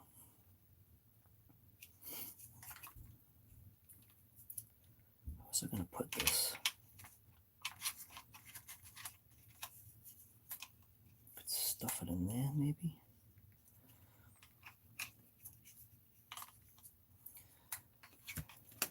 Guess I could stick it right there. I wonder if this little is that. I think that's part of the servo. I could take the dual lock. Dual lock would definitely stand up off of that.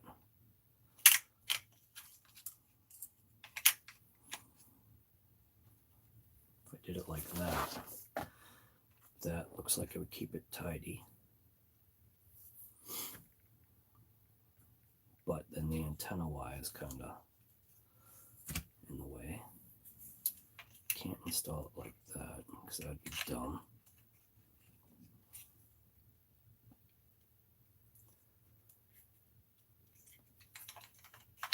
Do it like that. I think the servo probably hits it. Ooh, it comes close, but it doesn't hit though. Just the antenna wire is going the wrong way.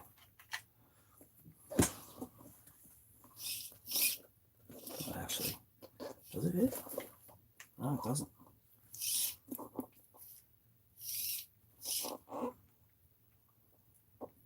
I don't think I like that.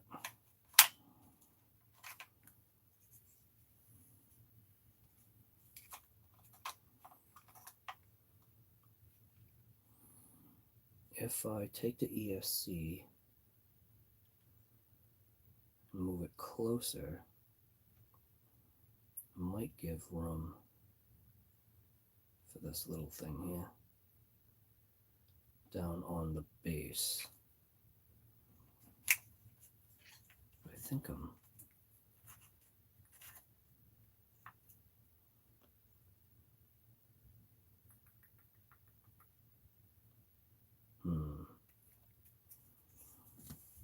do I want the ESC down there?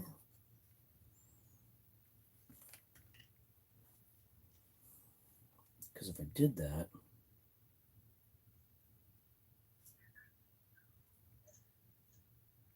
let me think. If I did that though, might be leaching too much. Might be too much transfer of heat between the motor and the ESC.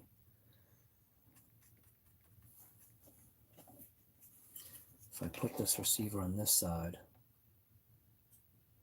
then the wire is too far away.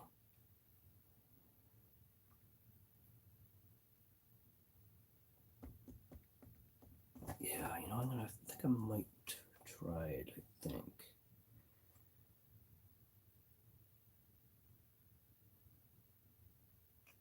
I might try that. Let's just pop this out for a quick second. Take the Sherlock, peel it back up.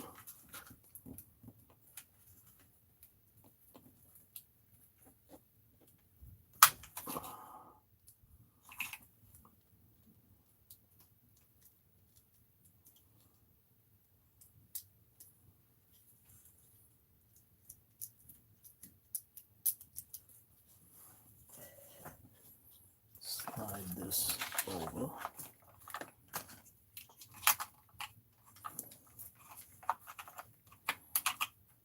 So there's just enough room. Stop sticking.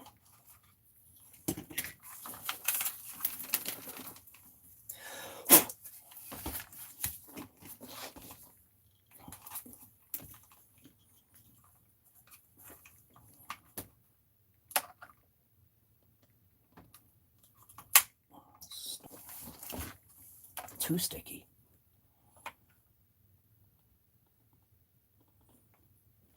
I think. And that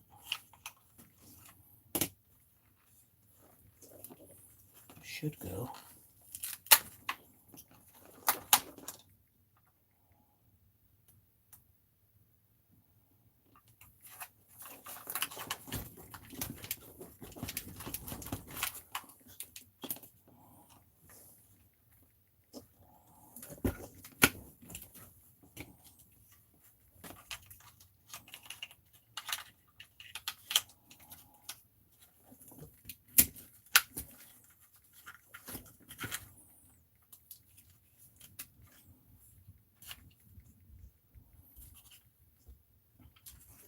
That actually looks like that is going to work. ESC is down there, man. It ain't going anywhere. But that over.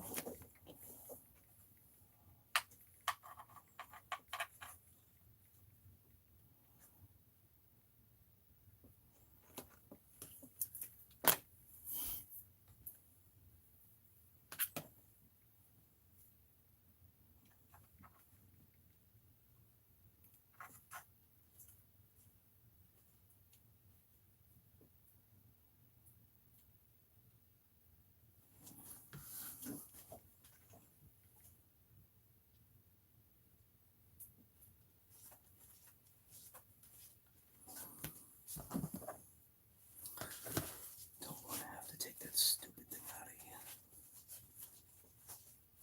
Just feed through.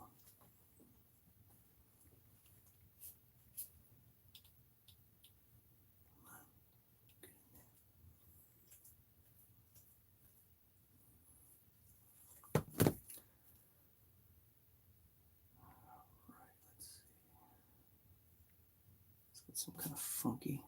Is that solder stuck to the tube? It is. Stinking solder stuck to the tube.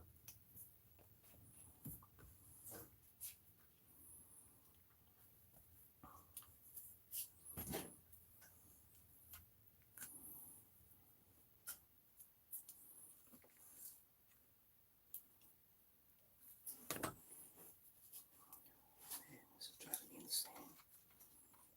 That way.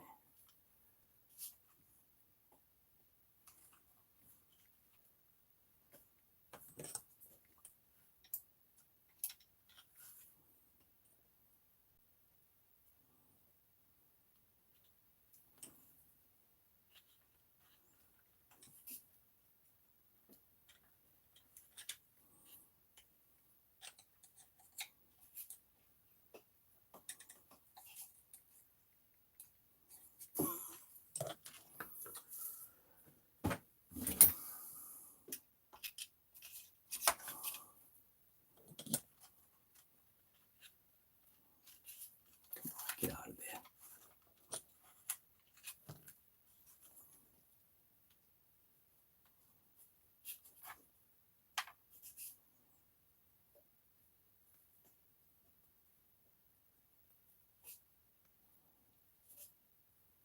Buddy of mine had a 67 tri-power GTO when he was a kid, and he ran it in the power lines and killed it.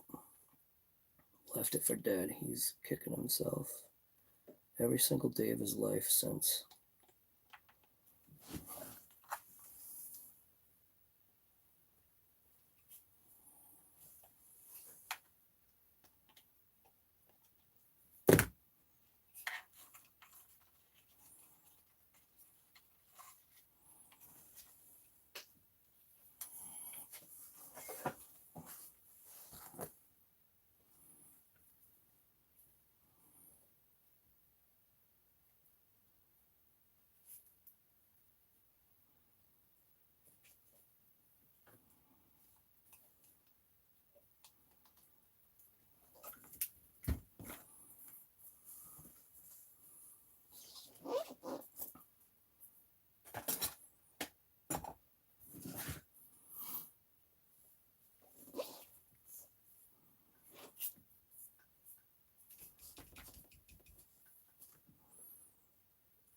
It's in there pretty good, man. I don't think I'm going to have to really worry about that thing. The switch, can almost put the switch basically in the same location if I do it sideways like that, like this, right in between the wires like that with a little piece of stick tape. And then the switch is literally in the same spot, so I don't even have to think about it.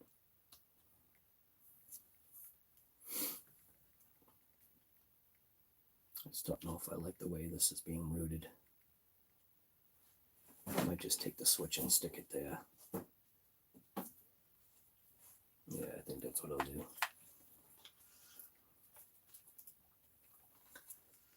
Hello. Do you have regular gloves? Not like hand gloves? Like for winter? no, like gloves that have Latex? mm-mm. What's regular gloves? Gloves with like a work glove thing. For what kind of stuff? What are you doing? Jewelry. For jewelry? Because I'm doing wire. I don't think I have any gloves that would really work like You that. know what I'm talking about though, right? You said work gloves. Those little grips. With You little definitely grips on have them? them. I do? Mm-hmm. They might not fit your hand though. Yeah, maybe. Uh, Or if you had me. I don't think so. I don't think I would have anything that would really fit your hand. That's the problem. Sorry. All right, so power switch is going to go over there.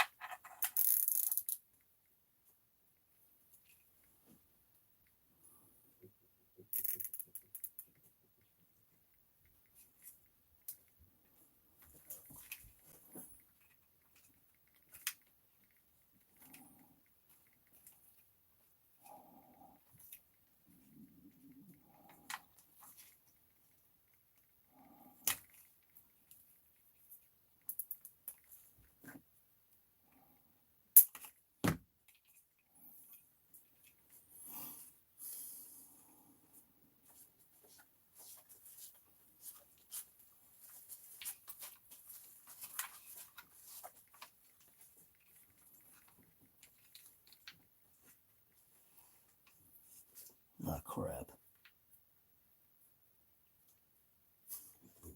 Brown and yellow. Crap. I think yellow must be the sensor wire, right? Or the sense wire. Let's see if I'm right. There's only one way to find out.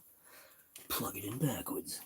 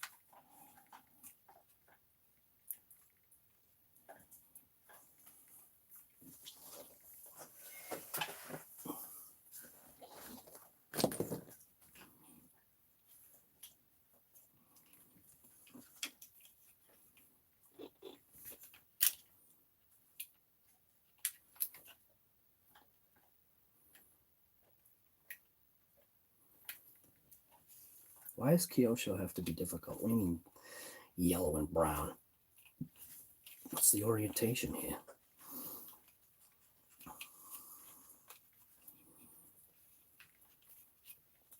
That is going to have to go on after the fact.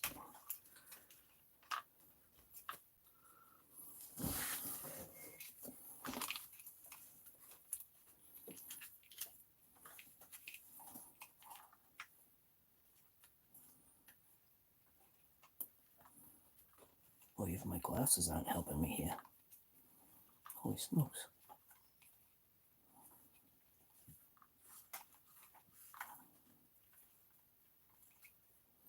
Nah, I don't like the way that's wrapped. It looks like junk.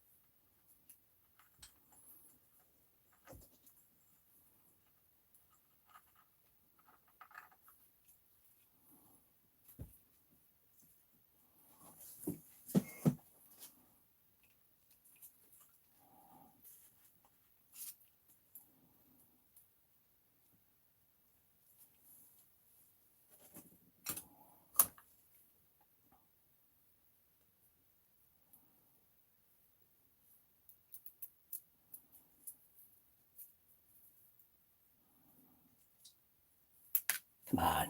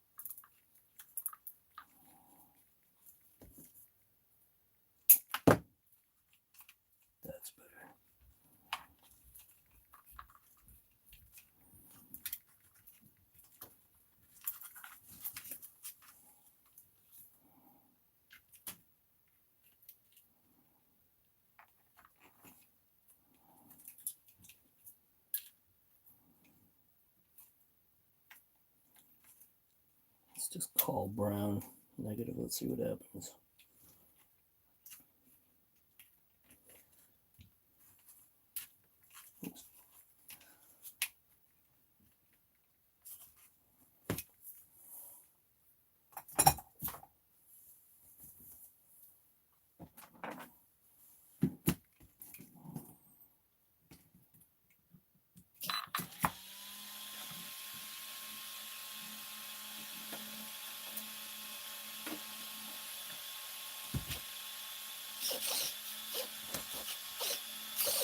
Well, it's working.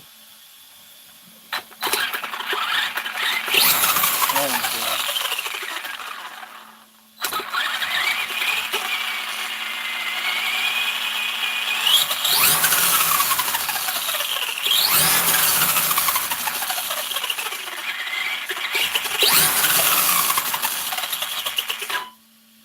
All right, it's all set.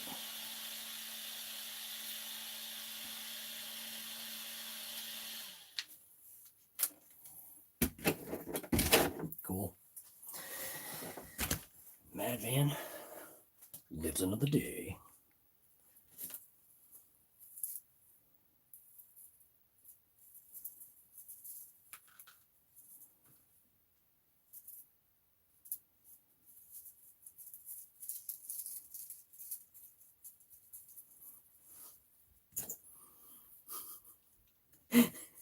With my throttle control, could possibly go wrong. I just gotta tuck these wires now because I can't have them flopping around like that. So that'll be cool. I'll zip tie them down. It's not the best wire job. Usually I like it to look a little bit more tidier, but good enough.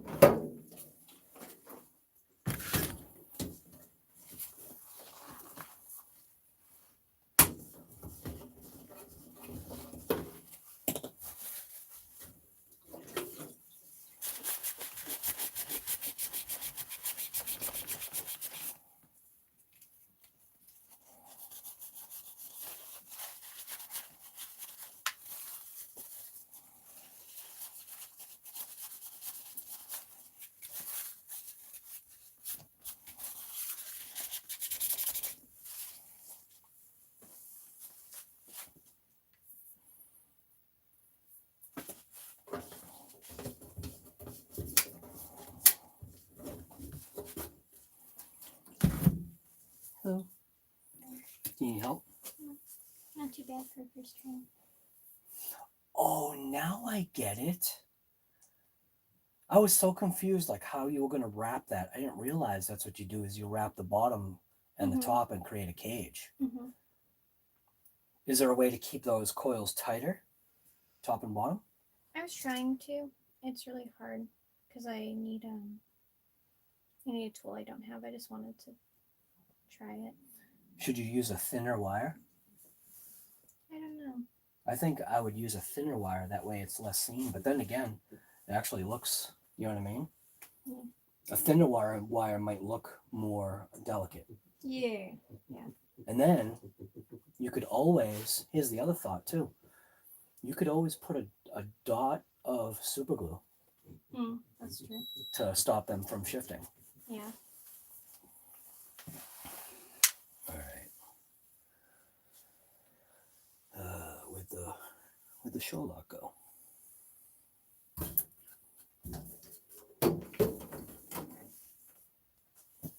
Here somewhere? What did I do with it?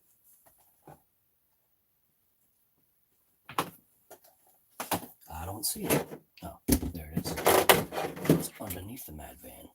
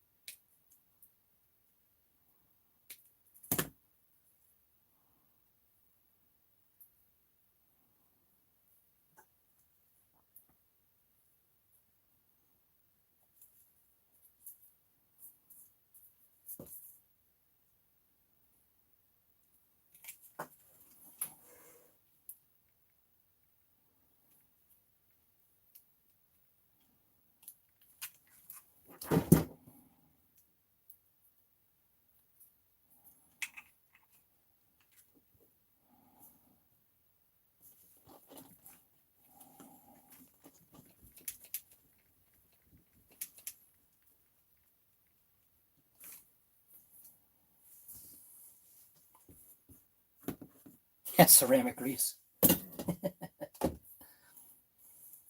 Definitely sand. That switch might need a little bit more. I have a feeling that's probably not a good idea. I think I need to put on a little extra.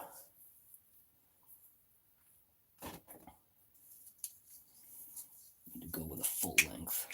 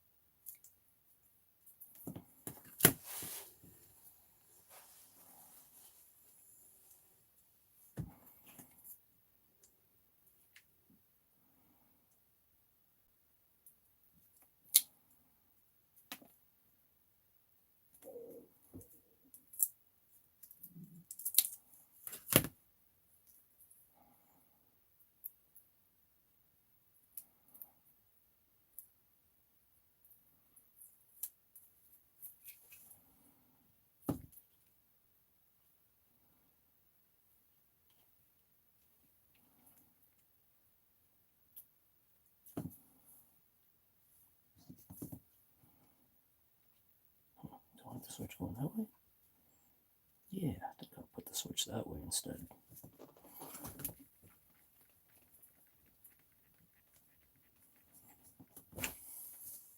Good enough.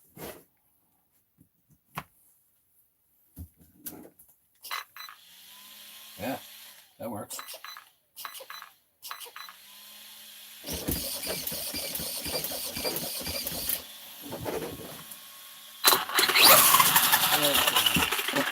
All right, I think the Mad Van should be able to move.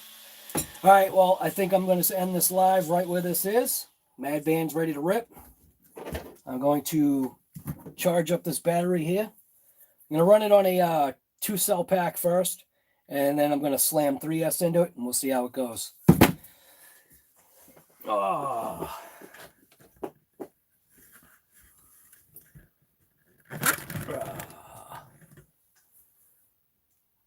So what's happening? What do we got here? We got Dan the Man. We got Frank Sluga. What's going on, guy? Jason Crow. What's going on, man? Barry King. What's happening? The smell of acetone in the mic. You know it, guy. You know what? Hey, you know what's funny? You bring up something. So obviously working in my garage, I do, auto body and all that stuff, right? Whenever I would mix up any kind of fiberglass, resin, Bondo, whatever, my daughter, when she was young, she would like immediately beeline it right to the garage because she knew awesomeness was about to happen. So she loves the smell of body filler. She loves the smell, and this is bad too. I got a story for it. She loves the smell of exhaust. So there was one time I was running the Camaro, right? And I look in the rearview mirror and I see her. She's bent over at the exhaust pipe, smelling the exhaust. And I'm like, whoa. I'm like, hey. I'm like, what are you doing? She's like, oh, I just love the smell. And I'm like, you can't do that. Like, that's not good for you. And she's a total tree hugger kid in a good way. She loves nature. She loves all that stuff, but she also just loves a good rip in the hot rod. So, which is pretty cool, man. I love that fact. Also, whenever I used to weld, all of a sudden you'd hear the shut of the garage door, and she'd peek around the corner as I'm welding, and she'd have because I had the handheld face masks like readily available. She would grab one of the handheld face masks and she'd watch what I was doing. That, I'll never forget that stuff. All those times, like, jack a car up, I'm underneath the car, and all of a sudden there'll be a set of eyes under there. Awesome. Totally awesome. So, Captain Flannel, what's going on, guy? Love the smell of, right, paint and filler, right, guy. Stone, thank you, man. Stone, thank you. Charge those batteries up. You know it, man. I got a 3S pack that's pretty much like full. It was the one where, I don't know if you saw the video, but the Mad Van was flying through some flames. The plan is to have the Mad Van flying through some flames today. So I think it should be good. Monster Jam fans from Germany, what's going on, guy?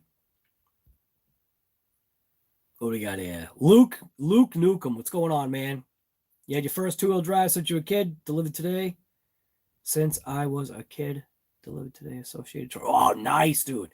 Associated Trophy Rat, awesome. Hey, you should go check out, I don't think Larry's in here, but check out this guy. Oh, he is. Check out Mitchell's RC. He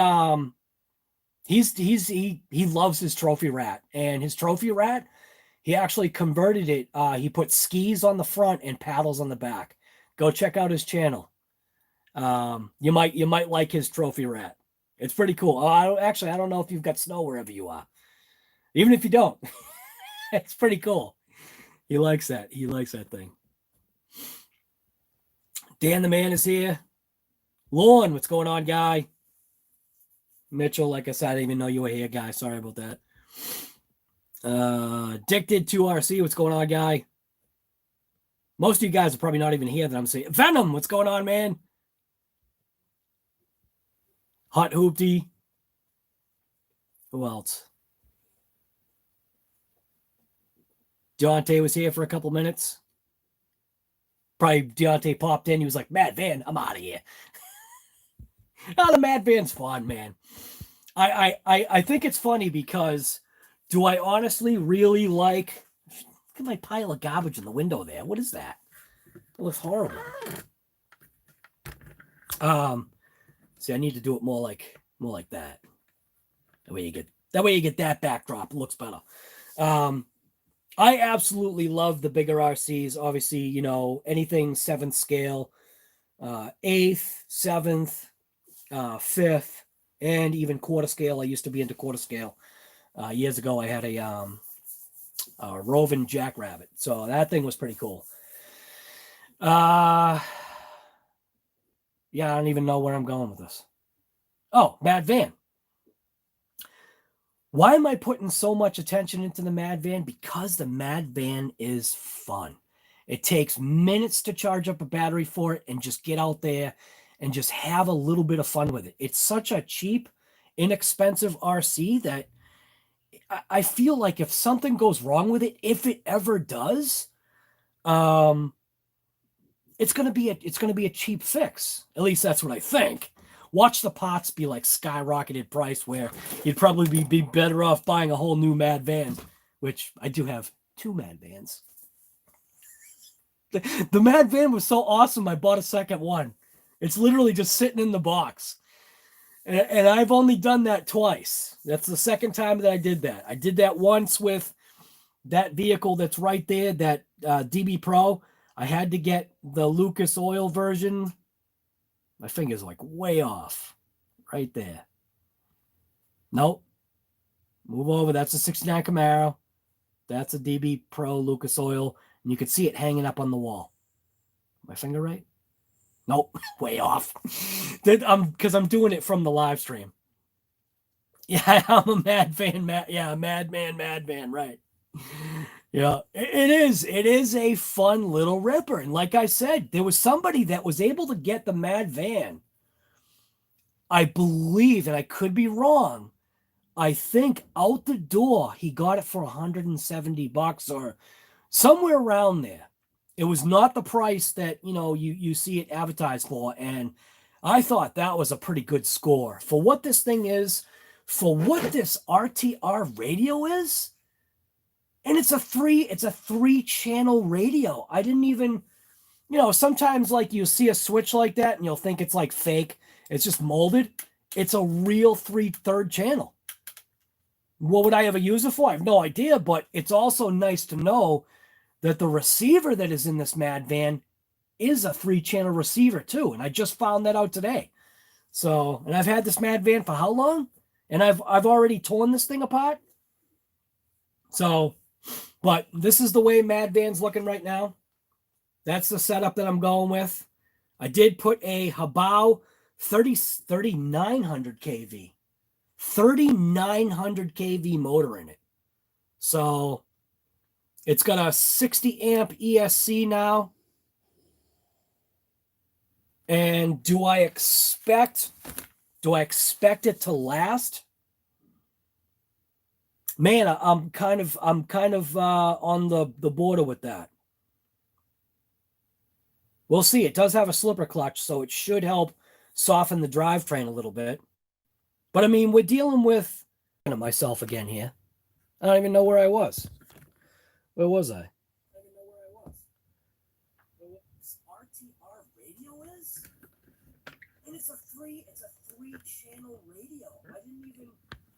Sometimes like you see a switch like that and you'll think it's like fake. It's just molded. It's a real 3/3 channel. What would I ever use it for? I have no idea. I don't even know where I was.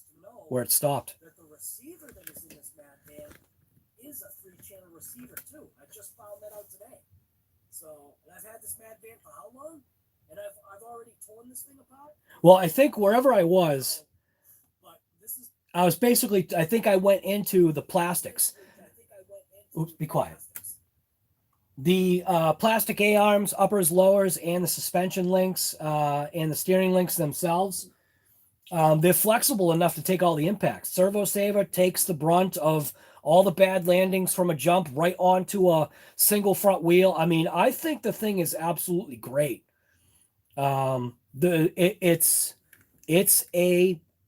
It's a little ripper. It does the job. Man, that's all mangled looking. What's going on here?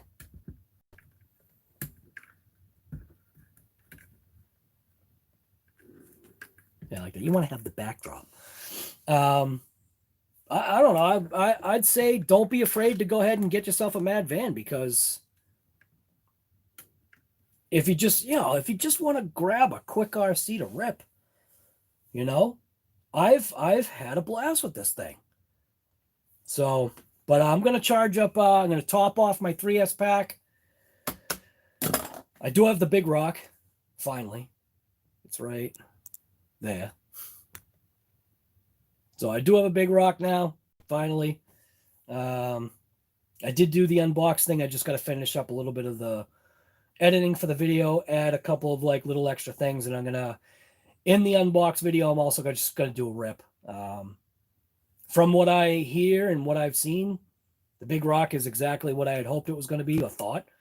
Just a 3S, another 3S kind of ripper that hopefully is definitely, well, actually, I know it's faster and more resilient than this Mad Van. If I have fun with this Mad Van because it's so easy to just grab and go, I think that's what I want to call this car or this truck. The Mad Van is a grab and go. That's a grab and go RC. You literally just, it's a small, tiny RC. Just grab and just go. Have a little bit of fun. That's all it's about. So, anyways,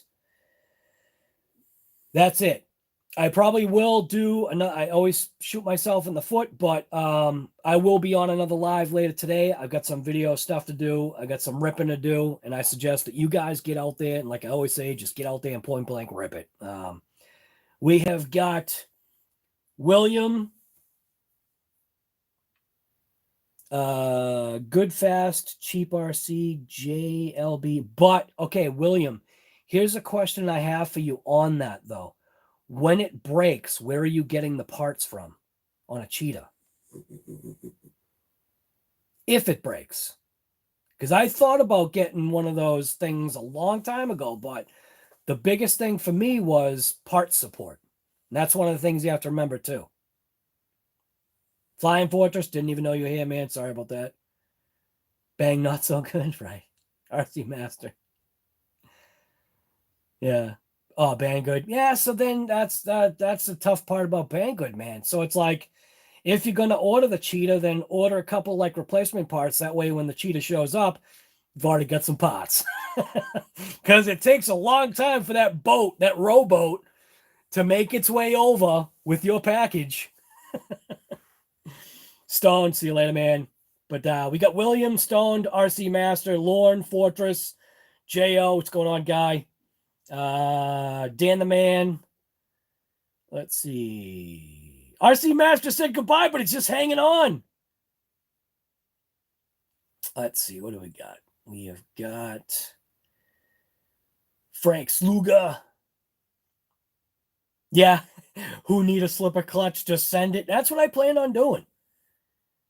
Definitely going to have to upgrade the set. Yes, I know. I know, Fortress. I know. Yeah, and a metal spur. Yeah, doesn't this have a metal? This has a metal gear, doesn't it? Maybe it doesn't. Maybe I'm just losing my mind. I thought I had a metal gear. Oh, I thought I saw a metal gear somewhere. It was either in the one of them's got a metal gear, doesn't it? Doesn't my rally car have a metal gear? It's either this or the Mad Van. I don't remember. I just think I saw a metal gear somewhere. I just don't remember where I saw it. Could be on a totally different RC. Isn't that funny? I didn't even look. Right, the fire preview. Hey, that's why I said I'm not done, man. I'm not done with the flames. Did I mess this up? No, I didn't mess it up. There we go. A little bit wider. Yeah, I definitely wasn't done with the flames. It was pretty cool. It's got some flame ideas going on. So Addicted to RC was here. Dazapaka. Mark. And Monster Jam. Seastone. Oh, he took off. All right, so if you haven't had a chance to give it a thumbs up, there's 37 and only 33 people here. So I always love doing this. So who hasn't given a thumbs up if you like it? Because I always, the number, like usually always bump up one at least, because you know somebody. There we go. So someone just did it. Who did it? I love it. Because I think it's a riot. So who was it? Who didn't thumbs up this? RC Master, it was you. Nice. Thomas Downey. Oh, dude. Iron Man did not thumbs up this? Well, anyways, like I always say, thank you for coming to this live stream. COVID and Coffee, RC Guy Garage here. And we just basically, what do we do today? we re-electrified the Mad Van. So the Mad Van originally was sporting this configuration right here, which I don't even know how many amp was this. I was sporting a 60 amp. So it was sporting a 60 amp brushed speed control, which was fine. It's crazy because this thing smells like, this thing did smell like burnt electronics. This motor, after ripping it as long as we did, it's the stock motor from Kyosho. It's a G14L motor. It did its job, and that was the whole point. 550 class motor. It did its job. It made me realize that this Kyosho Mad Van or this Phaser platform is actually a pretty good stinking platform. The rally car is the same exact platform, and that thing was great as far as a rally car goes. I'm having a blast.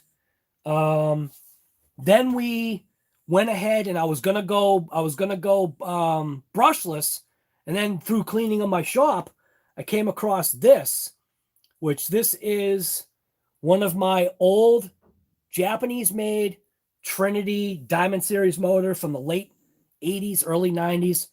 Threw it in the Mad Van, ripped it a couple of times, was actually able to go faster than the stock motor.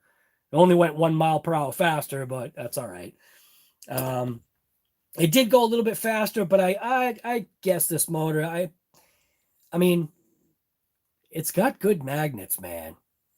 It's probably the brushes are probably junk in this, but you know, getting away from that, and now it's sporting this setup right here, which is a Hobby Wing rebrand. This is all Hobao stuff.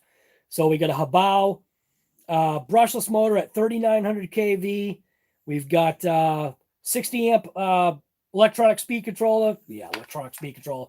We got 60 amp ESC now that is going to push both 2 and 3S. 2S first, of course, because I want to see what it'll do. Stock for stock. I'm going to throw my little GPS meter thing on there, which is why it's this. It's got the little Velcro on there. I'm going to throw my data analyzer on there from SkyRC. I'm going to get a speed on 2S, see what it does, and then throw it on 3S, see what it does, and then take it to the backyard track and continue with the launching, like fire launching. So, all right. Thank you guys for coming to Coven Coffee. I'm out. You should get out too. And like I always say, you should get out and point blank rip it. Thanks for coming.